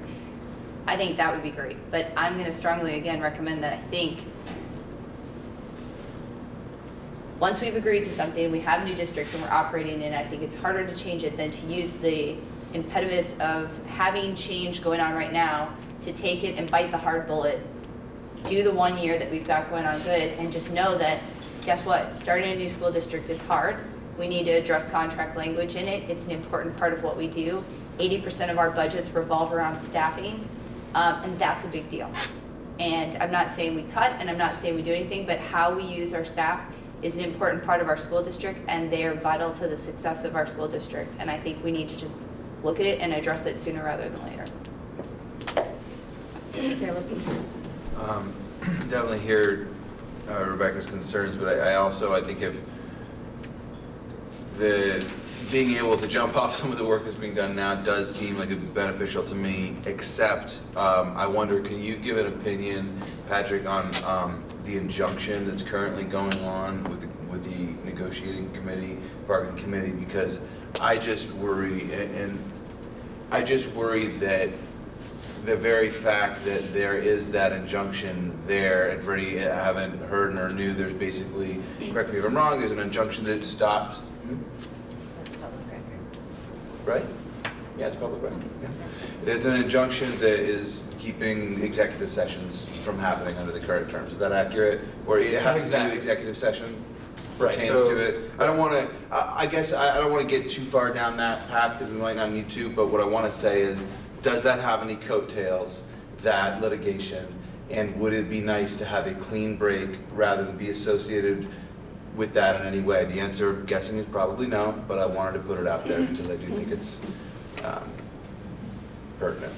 Yeah, I would say the answer to that is no. Again, I think as many folks have mentioned already, the current bargaining is going really well in terms of, what Rebecca brought up about the opportunity to have dialogue and take input and think through that input as we make decisions about what language ends up in a contract. That's exactly what's happening at the bargaining table right now, that kind of conversation and input and thinking through. It's less the traditional model of this is what we say and they present what they say and then we sort of argue to a middle ground. It's just happening very differently with a very different approach to bargaining this year, which I do think is, not to say that that couldn't happen next year if we were to still do a one-year contract and begin that. It is labor intensive because the conversation, a lot of times you have to talk those things through to find the common ground that makes sense for everybody. But in terms of the injunction, that simply means that going forward, and it's a temporary injunction until we get some clarity from the court, which we expect hopefully early April. Until then, we can't go into executive session with the teachers present. the board can still go into executive session as a board. The board has that authority. It just can't be sort of bargaining in executive session. Thank you. Jen? So my feeling is that if the current bargaining committee is willing to consider, putting terms into the contract that would be relevant to the unified district, then I think that it would be a great benefit to not have this board start negotiations in the summer. I hear a lot of the points about the kind of the clean break and the fresh start. My concern is that we're going to still have so many questions about how we're doing things that we may not be in a good place to be able to really fully participate in that negotiations for the time that's going to be required to do that.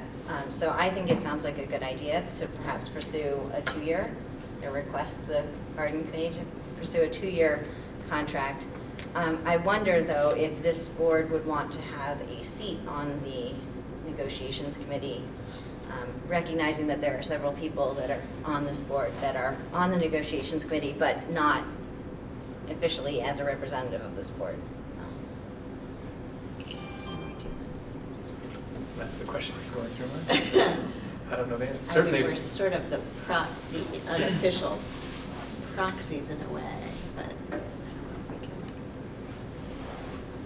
we can add to the already It certainly could be in existing- attendance, because at least for the next meeting or two, or potentially more than that, depending on the clarity we get from the court, they're open meetings, so you could be present during them as community members. So the governing board, which is the bargaining council, has the authority to bring in whoever, they have the authority to invite people in. So they could invite a member of this, and I wouldn't, just as they could invite a board member sitting on a local board who is not on that committee, they could invite them into they that. can't But- vote. They Exactly. couldn't vote, Right, but they so that's could be the- invited in, and their voice could be. So. Andrew? The question I had is, what does, maybe there's not a clear answer to this, but what does it do to morale for staff and teachers when they're on a 1-year contract and know that it's coming up again? Probably has I a think- similar effect on board members. That's what I'm saying. Fatigue comes to mind. Yes. Just thinking about the interruption to, if they're stressed out, or how that interrupts the delivery of curriculum, or I don't know. We did a 2-year though last year, and we had to start immediately almost with negotiations again because it took past the initial year. So it doesn't matter how long the contract is. Sometimes negotiations take so long. It's more, I think, the tenor of the negotiations that has, I think, will have a lot more to do with how people are feeling about it going forward than the actual length of a particular contract and or, maybe all the results being favorable to them. It's the relationship. But are we going to lose part of that relationship knowing if we go to the table with them and say we're only going to honor a 1-year, we're going to ask for a 1-year contract because we have this new board who's going to come in, who's going to want to do their own contract. So are we going to have the opposite happen? Are we going to lose that momentum? Is it going to, sort of saying what you're saying, is it going to negatively impact morale, them knowing that what could have been a 2-year contract is only a 1-year because we essentially we wanted it to go a different way, and that's not necessarily a negative thing. I'm just curious if we turn right around and go right back into negotiations, are we going to see a dive in that goodwill that has obviously been fostered over negotiations this time? The teachers last year asked for a 1-year. I would say that this time that would be less of an issue than the other time because we're a new entity. So. And the teachers have asked for a 1-year contract for before. Yeah. People have different reasons. It's not just us. The healthcare thing was big. Well, and the current bargaining council has taken on the task. They got training, they went with this new model. They didn't just walk into this new model. They put some background work into getting to where they are right now by the 12 hours of training with the federal mediators are present. And so my thought is if this board did decide that they wanted to negotiate, then I would strongly encourage that they go get the members, get the training, and not go into this cold. And for what it's worth, it's probably good to know what kind of investment is it if you decide to negotiate. it's probably, with the 12 hours, I would say it's probably 60 to 75 hours of meetings over the course of negotiations.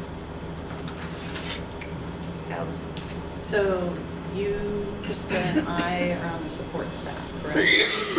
Are all three of us? No, We all Dylan's serve, I sit on the professional. And you and I are support.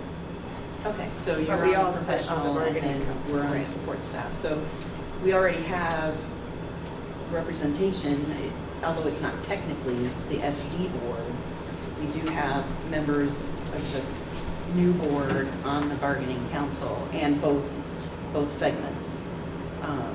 And having had this conversation now, I know going, when I'm in there, I'm thinking long-term for the new district anyway.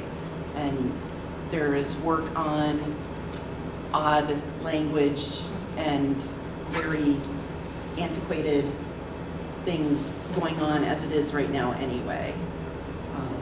But we do have representation on both committees. And I think that we're thinking long-term, as is the staff. I mean, I think they are realizing that there's going to be a change, and they are seeing this and eager, I think, to have this be a more long-term arrangement. So I wanted to say that, and also that I have to leave. I apologize. Jen? So if this board encourages the bargaining council to go for a 2-year contract rather than a 1-year contract, this board doesn't have any authority to ratify that contract. That would be a contract that would be signed by the other boards that we would then be accountable to because we would take over that contract.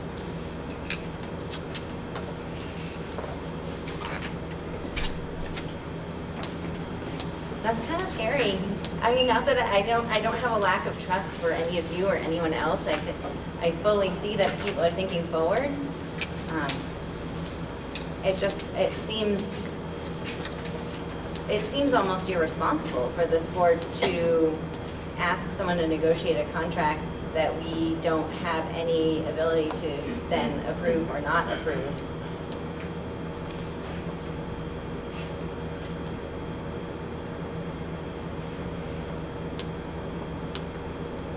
I think that we need more time on this. There is an so I was just looking, because the Articles of Agreement do speak to this a little bit. Article 5, Plan for First Year of Operations, which actually continues on to page 14. So toward the top of page 14 of the Articles of Agreement. It says that in the absence of new collective bargaining agreements on July 1, 2018, the new SD board will comply with the pre-existing master agreements pursuant to 16 VSA Chapter 53, Subchapter 3. The new SD board shall honor all individual employment contracts that are in place for the forming entities on June 30, 2018 until their respective termination dates. So basically what that allows for is if there's already a pre-existing collective bargaining agreement, that you can assume that collective bargaining agreement, just in case there was any question as to whether or not that was allowable. Very. Does that form then a basis that we have to follow more than it would if we started from scratch? There's no starting from scratch. Yeah, I think. I don't want to start, if we were starting at day one. With that argument. In my opinion, I don't think it has any impact on that. Because certainly from the teacher's perspective, the basis for negotiations will be the previous contract language, whether that was with a different district or the same district. That's sort of the foundation from which to make any changes.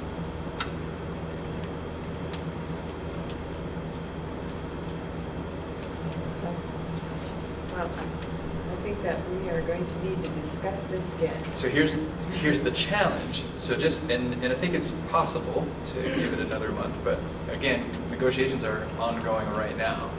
And our ability to continue negotiations does depend a bit on whether or not we're talking 1 year or 2 years. So we can't really, the default will have to be 1 year if there isn't a decision that we can go to, right? Or theoretically, I guess we could say, let's build a 2-year and write some of that language in. And this board could still choose that it wants to negotiate its own contract. I don't think it has to accept previous contracts. It's a new district that's forming, right? It's only if there's not one already in place. There has to be a new one in place before the old one can be terminated by the new one. So that is the only requirement. And it's always assumed if you have no new one in place, that the old one continues indefinitely until a new one gets put in place, as we so likely learned. But the language does say that this board will honor all individual employment contracts that are in place for the forming entities on June 30th until their respective termination dates. So not being a lawyer, I would read that to mean that if the current boards sign a 3-year contract, then we would have to honor that, whether or not we ask them to do that. It's the individual, so there are 2 different sections. So collective bargaining agreement is one thing, and the individual ones are separate. So that means people who are not under the collective bargaining agreement that have been offered specific terms of employment under a specific individual contract, and catch me if I'm making something wrong, that individual contract would go until the term of expiration. We can't just go in and fire everybody if they have a contract in place. Collective bargaining agreements go into effect and remain into effect until such time as they are replaced by a new collective bargaining agreement that are agreed upon by both sides and ratified. And so there are 2 separate forms of hiring people that are entirely allowed, and we use both forms under this school. So then technically the current bargaining council can't negotiate an agreement on our behalf because they don't represent this board. But they could certainly include language that would make it reasonable for you to be able to assume that the contract continues. If the language stays as it is, it would be really difficult, I think, for a unified board to accept the language as it is and continue on in its first year of organization, because it's not conducive to a single district, it's conducive to multiple districts. So for there to really be any chance at this board to sort of assume this collective bargaining agreement, we need to change some of that language. So here's, Rebecca, you were saying, this could be full of problems if they have a 2-year contract, those boards expire and then we come into play, and it could be... It may be great, okay, so let me just put out 2 sides here. It may be, and I'm not part of negotiations here, so I don't know what all the terms are, that there are no problems. But in the past, some problems that we've had when we've been negotiating out multiple years, okay, just with all the 5 towns individually, are financial issues that come up that the towns aren't expecting, that have impacts based on how much salary raises we give or step increases, or language specifying how we can use our staff and in what manner, and whether or not that's important enough for us to have to really get down into the weeds to fix, or if it's not a big deal, or how we notify people if there's going to be rifts, or how you decide who's the person with the most seniority. Currently, it's by school generally, unless they're for the SU only, and then it's by that SU collective group, is my understanding. And that determines if you have a rift, who gets chucked off the wagon first sometimes. And so if we form a new school district and we decide that seniority is going to go based on the entire school district, some people's seniority status may change substantially from what they're expecting, and that may be a big deal to them. And it may not be a big deal to us in the next couple of years because we might not come across that issue. But when we're looking at adjusting how we can use our employees, or money, or we haven't defined what governance structure we want to use, or what policies are going to be important to us, or how we're going to do transportation, or I don't even know what all the possibilities could be. But when we don't have a box to negotiate in, it's hard to decide maybe where some of the priorities might lie in our new school district that would be different from what we currently have as priorities. And I don't know what they are. I'm just saying that for me, and I am a little weird and cautious because I am a lawyer, so you can take this with a grain of salt. It goes against my better nature to believe that I can accurately predict far enough out when I don't have all this resolved to make me feel comfortable signing my name to something. It does not mean it will be a doomsday scenario by any means. I just see it as a better scenario to go in, having a better idea of what we need to do with it. Sarah? How is hiring then being handled? It's like another So for right now, you mean? It's for next year's, the other boards sign off on that for next year. Okay. And so that was They sort of, fall under this, the older language of contracts, right. based on where they're hired. So Okay. nothing will change for next year in terms of hiring and placement and all that stuff. And I think, Rebecca makes a good point that it's hard to predict out. The reality is, next year, this board still has no real authority over next year. It won't have experienced a single day in operation yet. So you can still be projecting out without knowing what it's like 5 months from now when bargaining would need to begin.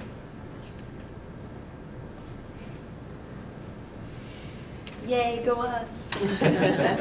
Although it feels this bad negotiating no matter when you are, because you're always projecting about financial issues and other things that we can't possibly predict. So for new people, it's not really, like I'm trying to say, it's not really the end of the world no matter what we do. Right. It is just, and I tend to be skeptical because of my background, that it just makes me nervous going into contracts when we have so much new coming in. And that's why I just feel like it's important to say it out loud so we can discuss it and then make a decision. And there's no bad decision. We will handle whatever comes our way. It's just important that we think about it. That's what the board's supposed to do, is think about it before we make a decision. And I tend to be more optimistic, but That's why Patrick's the superintendent. but I'm really coming at this as much as anything from a very practical standpoint. When I think about this board's first year next year, which will be awkward to begin with because of the overlap with the existing boards and this new board trying to build what it needs to build to be ready to start July 1, 2018. So the thought of building a new budget for the first time in a new way with a new board for a new district to negotiate a master agreement, and all the other parts and pieces that we don't even have in our mind right now that we're going to need to do over the course of the next 15 months or so to be ready to start operating July 1, 2018. It's a sheer capacity. There are 13 people. We're talking about really hundreds of hours. I'm concerned for capacity. After hearing all of that, I support the idea of 2 year. I feel that it makes sense for us to have an opportunity to be active for a little while and get all the feedback that we want from our community and from our teachers, and maybe have meetings with the people that are doing it now, learn what's going well, learn about some of the training they had. I support 2 year at this point with whatever so far. Seems like that makes sense to me. That's not really a question, but is there anything else that we would want to do to possibly learn more? Because you were saying that you'd prefer to have the decision to be made as soon as possible. Is that something we want to do tonight?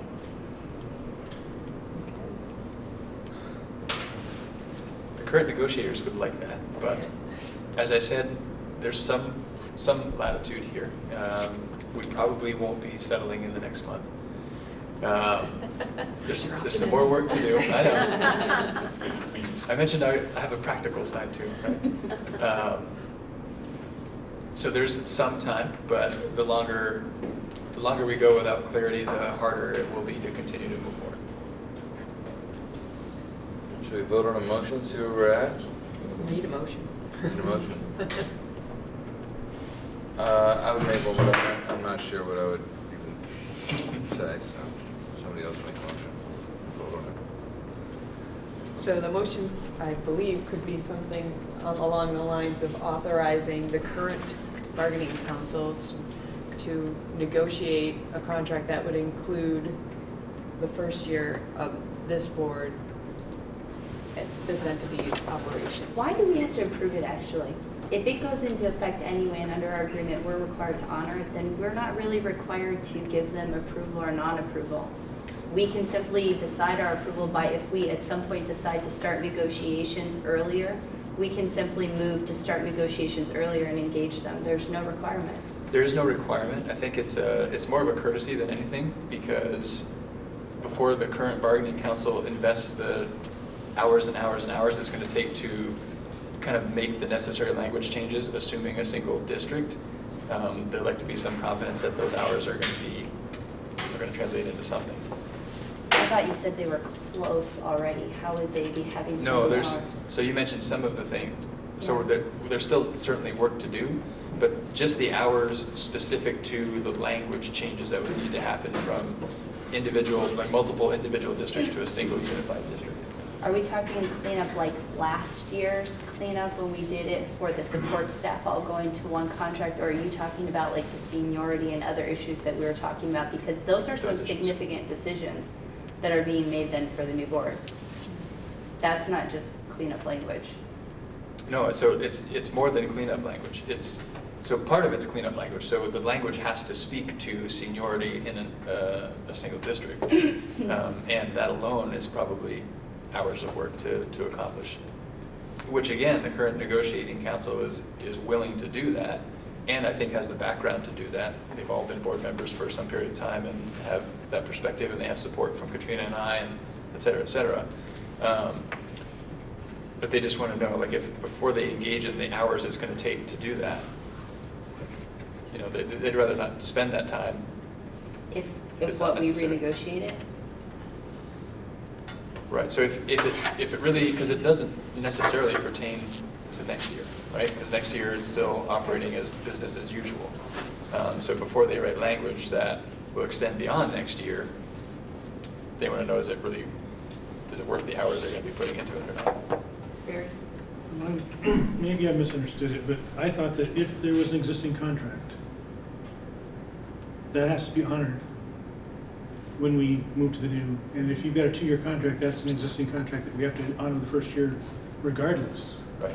of whether we want to start negotiating a new one or not. But I think what Rebecca was pointing out, which I think makes true, it kind of made sense as you were saying it to me, there's a difference between a collective bargaining agreement and a contract. So a collective bargaining agreement is, I think, what we kind of think of as the contract versus an individual employee contract. So take this for example, if a principal, for example, is issued next year a 2-year contract, that individual is contracted for 2 years. So whatever the collective bargaining agreement would be, the individual has a 2-year contract and you would honor that contract. Versus a collective bargaining agreement which stays in place until there's a new collective bargaining agreement, which even if this, and this is something we'd have to get some clarity on from council, but it makes sense to me when I think about it. Let's say, for example, the current negotiators do bargain a 2-year agreement. This board could choose that it wants to negotiate its own agreement, which would begin FY19, July 1 of 2018 when you begin. And that new agreement, because you're a new entity, I would suspect you'd have the ability to do that, would sort of take over halfway through the 2-year collective bargaining agreement. Actually, I don't know if that would be, I was just thinking about it the way it's read. In the Articles of Agreement. Yeah, I would actually probably recommend that we get advice on that again from, it was Steve Stitzel's office that reviewed this, right? Yeah, I would get advice from him, because I'm reading it 2 different ways right now, easily, in my head, and I don't recall which way we discussed it, and so it's hard for me without remembering the discussion. But for me, when it says in the absence of a new collective bargaining agreement, Yep, that's how I read it too. the new SD board will comply with the pre-existing. But then my thought is also if they meant in the absence of, if a collective bargaining agreement was not reached for a period that extended longer, you know, like if it, and I'm just. Can be interpreted. Oh goodness, we're past my That's what bedtime. keeps you people employed, right? Jen, not me. That is my recollection of the discussion we had, although I don't know if Steve Stitzel was there when we had that discussion. The idea was, oh my gosh, what if we go into operation and we haven't agreed on a new contract, because sometimes that happens. And so that the old contract would continue to govern. If there is going to be a legal opinion sought, I would be interested to understand whether the current bargaining council has the authority to create a contract that extends into a period like that, where this board is now responsible. It seems like there would have to be some sort of side agreement that says we will actually, this board is now agreeing that we will honor the second year of that. I mean, I just can't see that the current bargaining council could commit this board to something that this board doesn't ratify. It is happening elsewhere, so I think there's latitude for that. Allison?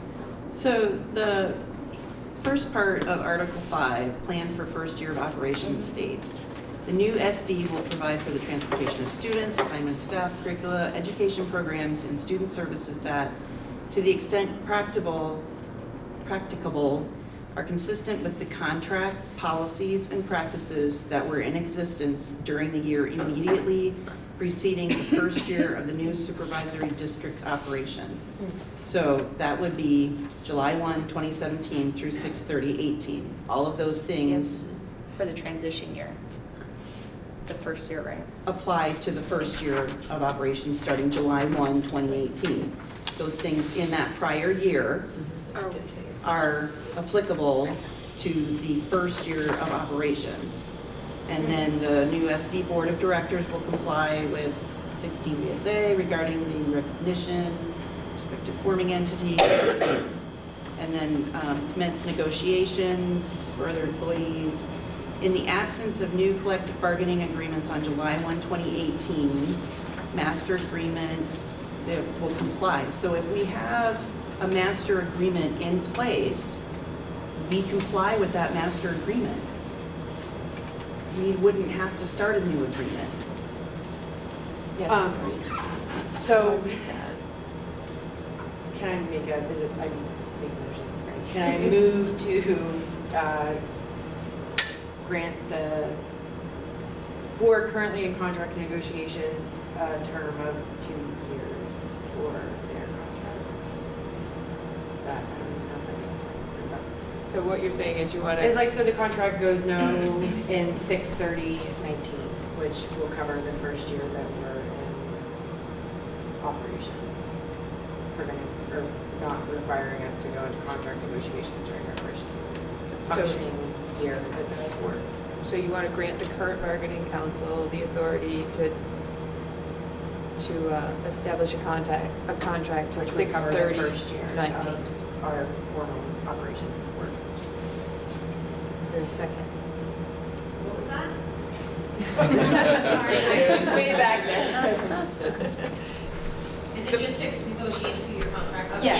Yes. Grant the Okay. current, That is exactly current it. bargaining council the authority Okay. To negotiate. That's what I thought it was. negotiate. Much more simply stated. Thank you. I second it. And Sarah. Okay. Thank you. So we have a conversation. Yep. Any discussion? Just so you guys know, Allison, I know what you're reading about this one. I thought we had put that, or that language was in there so that we wouldn't immediately have to wipe the slate clean and start from scratch, that all of that stuff was supposed to be allowed to be the same through the first year, so we would have the time if we needed to redo things. Like, we just renegotiated our transportation contract, so we wouldn't have to jump in and redo that. Or if we already did have a bargaining agreement, in theory, we don't have to jump in and redo it. But I don't think it prevents us from choosing to bargain if we wanted to. At least I didn't read it that way. Barry? If we agree to this and things work out that we feel that it's necessary for us or would be prudent for us to renegotiate, does this prevent us from doing that? I'm not sure. I'm not sure either.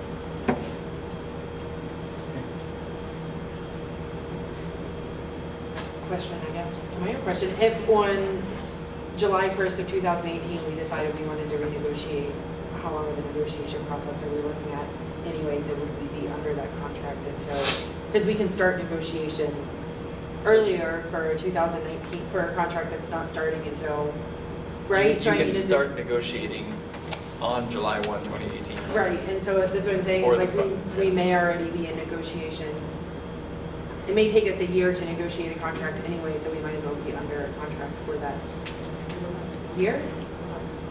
Right, but in theory, we would be responsible to start negotiating on July 1st of this year to renegotiate a contract that would start on 2018. So basically, we're asking, this motion is to not do it this year and to wait and do it next year for the following year. And I mean, I stand by, I think, starting negotiations this July when new board member and a number of other new board members, I think that would be, for a board that isn't even functioning, I think that would be difficult. So a negotiations team is not required to be made up of the whole board. It actually only needs to be basically like a committee's amount worth of people on it, and they are given the rights to negotiate for the board, and then the board gets to hear the proposals and stuff and feedback, and then they get to basically approve or disapprove, or you can have the whole board negotiate. It's the choice of the board how they want to do it. In the past, the reason why we've had a negotiations council is because we've had some people from each of the schools on the negotiating team, which ends up making it a large amount like this. But we wouldn't be required to do that, so not everybody would have to be doing it. Just a lucky few if they wanted to. Any other discussion? Okay. So the motion is to authorize the current bargaining council to negotiate a 2-year contract that would be in effect until 6/30/19. All those in favor of authorizing the current bargaining council to do that 2-year contract? Would you like?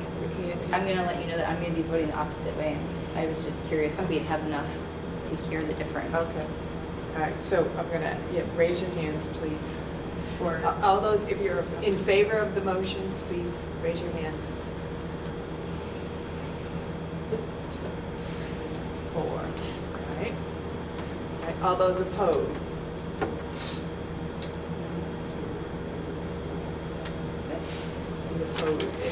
Motion is opposed. So 4, 5, 4 to 6. Is there an on the fence? Those are called abstention. Don't do that. Well, yeah. You can choose not to vote. But you have to have a really good reason. That's why we like to do it, yeah. You can't just do it on a whim.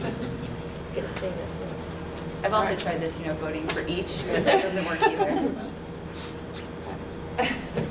They had this for a while. This is a random question. We had to approve everything by a certain number in our Act 40. Does that not happen here? So typically, boards operate under Robert's Rules of Order. Okay. And I am kind of loose about it. I don't need that, but it's, a count. Perfect. A count is, I'm happy with a count for it.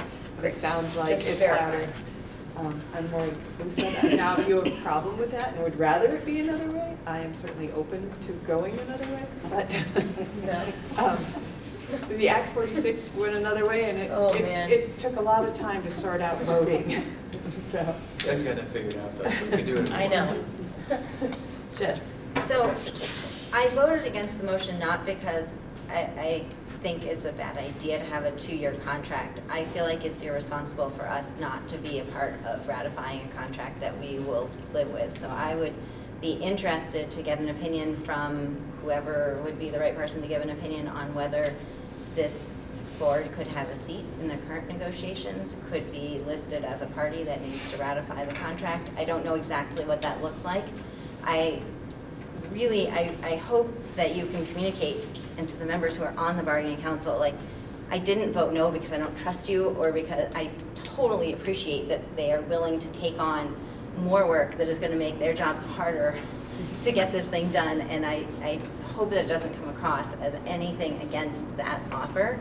It's really just, I feel like this board needs to have the ability to approve something that we're going to be held to. And so I would be interested to know what might be possible. So more information. We'll go to the next meeting and have more information on that. Could probably even turn my vote if we had the ability to have a yay or nay on it. Okay. All right. Next meeting will be an agenda item, more information. But I think that was a helpful discussion to have. All right. Moving on to the meeting schedule.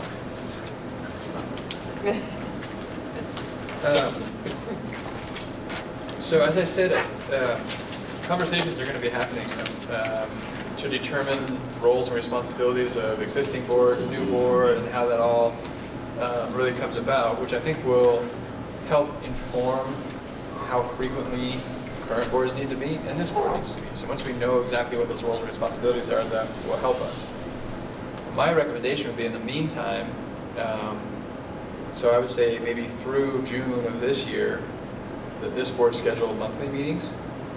Depending on how things sort of shake out in terms of responsibilities, I would suspect that starting next fiscal year, the frequency this board meets will need to be greater than once per month, probably twice per month, to conduct the business that we're going to have before us once we have this sort of master plan laid out in terms of what we have to do. And then I would suggest that we at least schedule those monthly meetings through June of this year, and then maybe either at our June meeting, we can maybe have more clarity about the frequency of meetings for the following year, and then get all those meetings scheduled out. Sarah? Okay, I've brought this up at my Act 46 thing before, but I get really nervous about if we have this much to do, that we, and without the timeline, not having more meetings scheduled. I'm like the opposite end of this at this point. Like I just worry that all of a sudden we're gonna have to do 15 things and we're negotiating a contract in August, and I already did that. And not the contract, but the other stuff. And I just like feel like we could have, especially we had a hard time getting our feet running in Act 46, and then we found we ran much faster when we met more often. Sorry, I'm a bad news bearer, but I just... Well, it might make sense to sort of have it move much quicker and then realize we don't need to meet as often and space it out so much, if that can possibly happen. I know you guys are all busy. Or to not feel so stressed at the end. Could we maybe not tie ourselves into a requirement of how much we need to meet in the beginning until we develop some kind of timeline? Because I also don't need to meet to find out that we still haven't gotten the information that we need to be able to make decisions that have to happen first before we're moving on to the other ones. And we all still have our carousel meetings to go to and other committees that we're a part of as well. And I'd hate for us to burn out on the front end if we're not burning out for a purpose. As soon as we have an idea of what we need to accomplish and we know that we can accomplish it with the meetings set forth, I'm happy to schedule them as often as we need to get rolling. If we find out that we need an additional meeting, can we not add a meeting to the schedule? We certainly can. So if we started off with a once a month and found out that 1 month we need to meet twice, we could add that to the schedule?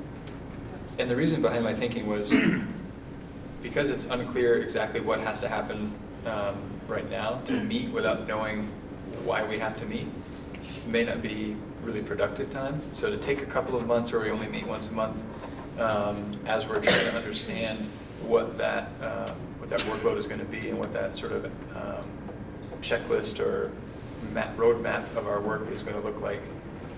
Let's just take those few months to establish that, and then we'll know what work we have to do, and we can establish a meeting schedule that will help us achieve that work.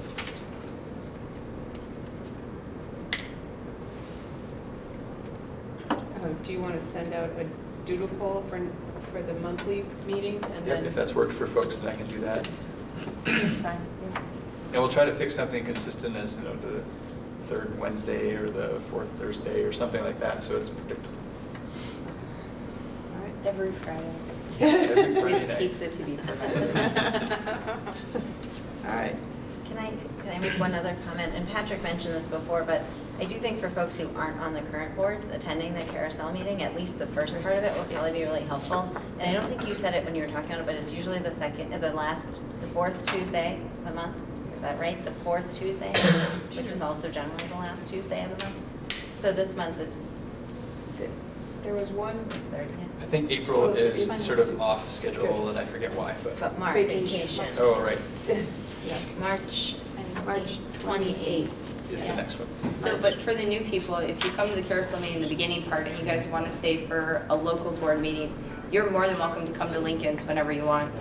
Even if you're not part of Lincoln and I will pretend like you're one of us, and we'll pretend like we can just, you know, let you practice getting involved in all the questions you might have or things like that. It doesn't bother us to make you feel included early on.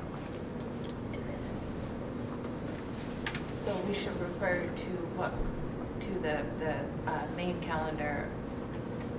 There's a calendar that has On the all AADSU site, yes. So we can just. Under the board tab. They're super fun. Is there an Yeah. NASD site too? There is not. There Maybe is there'll an be a agenda renaming. and meetings and minutes page though. There is. We need a coming soon button with like a countdown clock. You think I'm joking? It's okay. Gonna make a motion later. Huh? No. Another meeting. No. Recording secretary. Or Patrick, I'm looking at the school boards and committees page where it lists all of our schools. There used to be a link for the, oh, sorry, I see it, board meetings calendar. Okay. Next is our recording secretary. Okay, this may be the easiest agenda item of the night. Would you like to have a recording secretary, meaning someone we pay to come each meeting to take minutes for? Everybody nod their head, Yes. yes. So moved? Second and third, fourth, fifth, and a unanimous aye. Yes, we would. Do we need a motion? Seriously? I think Just a for clarity, motion yeah. always makes it clear. So I would move that this board retain a recording secretary as a matter of course. And a backup secretary. And Did you Barry get will, Jen and Barry, that's Jen and Barry. Any further discussion? Do we only have one? Is there a possibility, seriously, of having a list of alternates? Yeah, I think the challenge in this overlap time will be that there are multiple board meetings, and then that means that requires more availability of people to be able to take minutes at some of these board meetings. But for sure, when we go forward and we're operating as the only district, then the folks that have been able to take minutes become available. So then we would have a backup. So for example, Karen, I think, has in the past taken minutes. Shauna obviously has taken minutes, and there have been some other folks. So there will be backups. So all those in favor of this board retaining a recording secretary for our meetings, please say aye. Aye. Any opposed? Any abstention? All right. You weren't kidding. It That was easy. passed, Shauna. Yay! All right, next item is board training. So for this, I just wanted to offer some dates and the potential for you to take action and decide on attending some board workshops, board training workshops. So it kind of ties in with this. So not only does the Vermont School Boards Association produce this really useful brochure for you, pamphlet for you, they also provide trainings on the information that is in this information booklet. And I have some dates for those trainings, and they do suggest that it's better if you go as sort of teams, because then you can sort of talk things through and process those. So I can share some dates with you, and with the potential for you to decide tonight, availability-wise, who might go to which ones. In particular, folks brand new to the board, this would be great. Folks that aren't new, if you haven't been, it would be great. Some of you probably have been, but it's always good to kind of hear it again and talk it through with folks. So the first opportunity is March 28th at Winooska High School, which is already scheduled for our carousel meeting. So I recommend not going to that training. But following that, April 3rd is at the Southwest Vermont Regional Technical Center. That's in Bennington, so it's kind of a hall to the south. April 6th, and these are, I'd have to get the times again. I think they are... They're probably on the website, on the VSBA Right. website. They're evening usually. I think, right. It's not the webinar, right? You're not talking about the webinar. No, these are like in-person trainings, yeah. So April 6th is another option. So that's at the Vermont School Boards Association Conference Room in Montpelier. So that's more local. I signed up for that one. You signed up already for that Anybody one, great. else is available that day. Cool. April 10th is at Brattleboro Union High School. April 25th is at Rutland High School. And April 27th is at Linden Town Elementary School. So 425 is during vacation week, right? Yes. Yeah, Yep. it is. Yeah. And same with Yeah. 427. Is it, end of the world if the new board members go to 320 board meeting? It's definitely not the end of the world. It just doesn't look like you can do it all. And then They said it was really cool. Sure. Can get home about it. Maybe before 7. So it's on as an action item in the event you chose to take action and sort of determine as a group which one you wanted to go to. It can just be something that you talk amongst yourselves and try to figure out ways to get more than one person to attend one of these. I think it makes a lot of sense to be able to have somebody there that you can talk through the information that you're hearing about. Any more questions from me about those? I got a notice, if you don't mind, of that one, and there's also a fee, whether associated with that? Right, I think it's a relatively small fee, and it'll be covered through the central office for board training. Right, so typically what happens if you sign up for it, then they contact the SU office and the payment comes from the SU office. So And we can even help with the sign up too. Karen can help. Usually she helps with that. If you've got questions or you need some information, Karen's a good, for courses or, board training and stuff like that. She can help. And she can probably facilitate, so if there were a group of people going to one, that would probably be easier for one person to take care of that than everybody doing it individually. All right. Okay.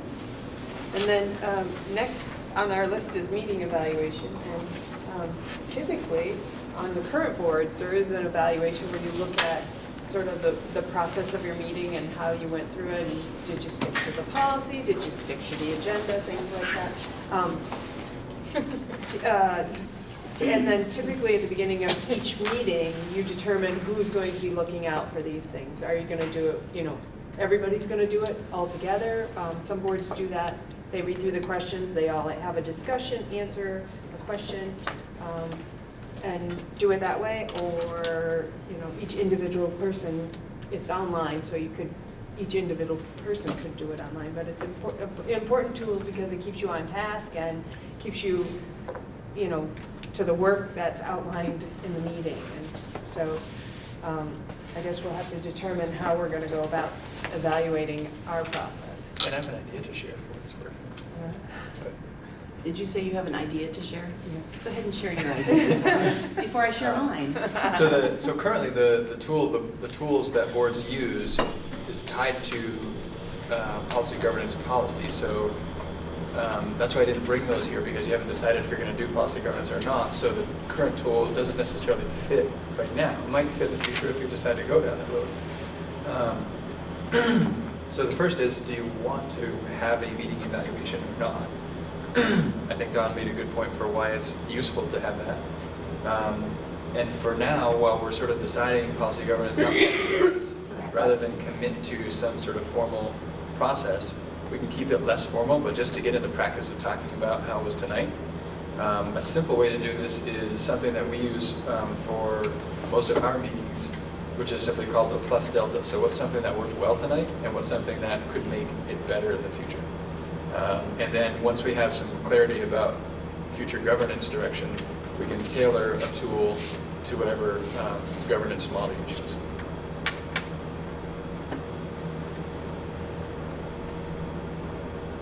Any thoughts?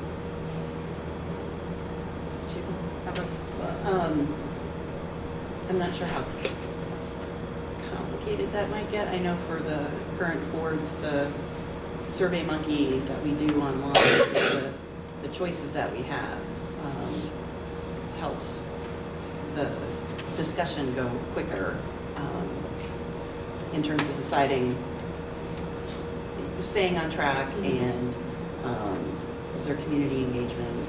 I was going to suggest hand out or provide examples of, remember how we had the 1A, 2A, the different choices that all of the boards made in terms of what they wanted to do, and not all boards chose the same thing. Yeah. Yes. So maybe send that as an attachment or something, and we could all look through it and decide what feels most comfortable for us.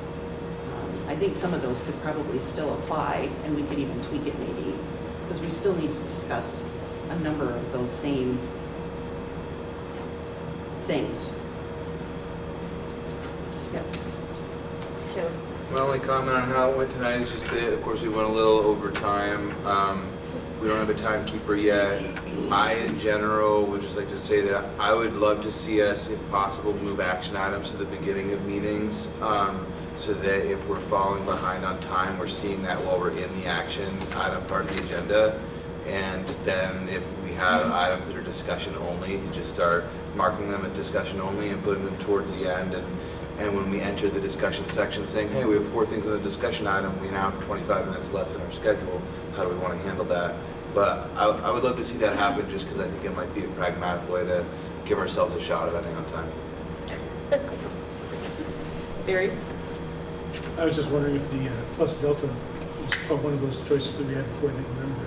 It was not. Okay. And the only thinking was, rather than spend a lot of time designing a reflection tool before we know necessarily what we're reflecting on in terms of our governance structure, it didn't necessarily seem like a great use of time right away. But some of it depends on how long. If it's going to take several months to decide on a governance structure, then maybe it's worth the time. If it wasn't, then maybe not. Jen? So the thing that I like about the structure we use now is it asks you to think about specific questions that you maybe don't think about. So off the top of my head, it asks, did we follow the agenda? Did we do the stuff we were supposed to do in the meeting? Did everybody participate?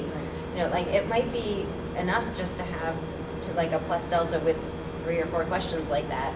Because I agree, thinking about it, that the one that we're using now is definitely very policy governance specific. But I do like the idea, because sometimes I don't stop and think, like, gee, I probably talked a lot in the meeting, because I always talk a lot in meetings, but, you know, did everyone get to participate, you know? And so it's nice to have that sort of, oh, gee, you know, probably there were a few people that participated more than others, or whatever. So to have those things to specifically think about, other than just, yeah, sure, it was a fun meeting, we did some stuff. We could probably use your plus delta thing and then bring the other options, because if I'm remembering the plus delta, that was a piece attached right, the columns that were attached at the bottom of the agenda. At one point they were. Yeah. We've played around with some different agendas this year. Okay. But I would, so just for clarity, so there were a couple of ideas put out there. So I know how a couple of individual board members feel about some things, but that doesn't necessarily give me direction as to what you want at your next board meeting. I would just look for some clarity from the board as an entity for that direction. I like both action items first, and I also like just maybe a few examples. If you sent them out, we could look at them and see which one we thought, after having a meeting, what would be helpful and for what would seem appropriate for questions to answer at the end of the meeting, or whether it should be one person or everybody doing it. I mean, if it's not challenging, I'd be happy to have an opportunity, and it kind of makes sense for everybody to say something, so in case you have something to say, it's just right there in front of you, an opportunity to put it out there. So those are 2 things. I move that for next time only to try to do the delta with the 3 or 4 questions from our current one that make sense, like the ones Jen was articulating, did we follow the agenda? Did people participate? The general ones that are not policy governance specific on a little form. So sort of pulling from the current tools, and there's sort of a variety of tools that different boards use, but pulling from those, any that wouldn't really be policy governance Just specific. a couple, like 3 or 4, like Joe was talking about, that are general about how a meeting went.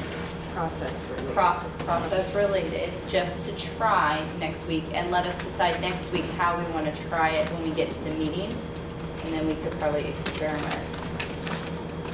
All right, so that's your motion. We get it to you next I'll week. second that motion. All right. Well, for whatever the next board meeting. I was mentally thinking about your plan to have me constantly, every day. Every day. If you miss me that much. All right, any other discussion around that? All right, all those in favor for the next meeting only of having the plus delta with 3 or 4 relevant process questions, and then some more options or that available, please say aye. Aye. Any opposed? Any abstention? All right. All right, In terms of the organization of the agenda. that's me and you. Okay. Right now, Yeah. until this board establishes a different policy, that's between the board chair and the superintendent at this point. Works for me. So we'll work on it. All right. Motion to adjourn? Oh, we have public comment. Sorry, Public comment. I actually do have a couple Um, of things to say. Andy Letourneau from Moncton.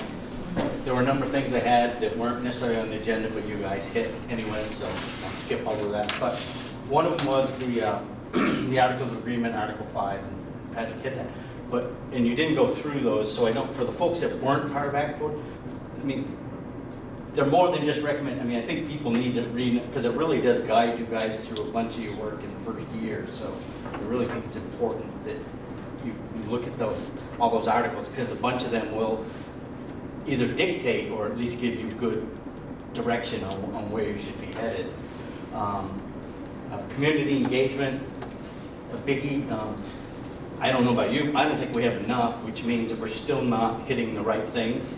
So we need to do different things to get people involved.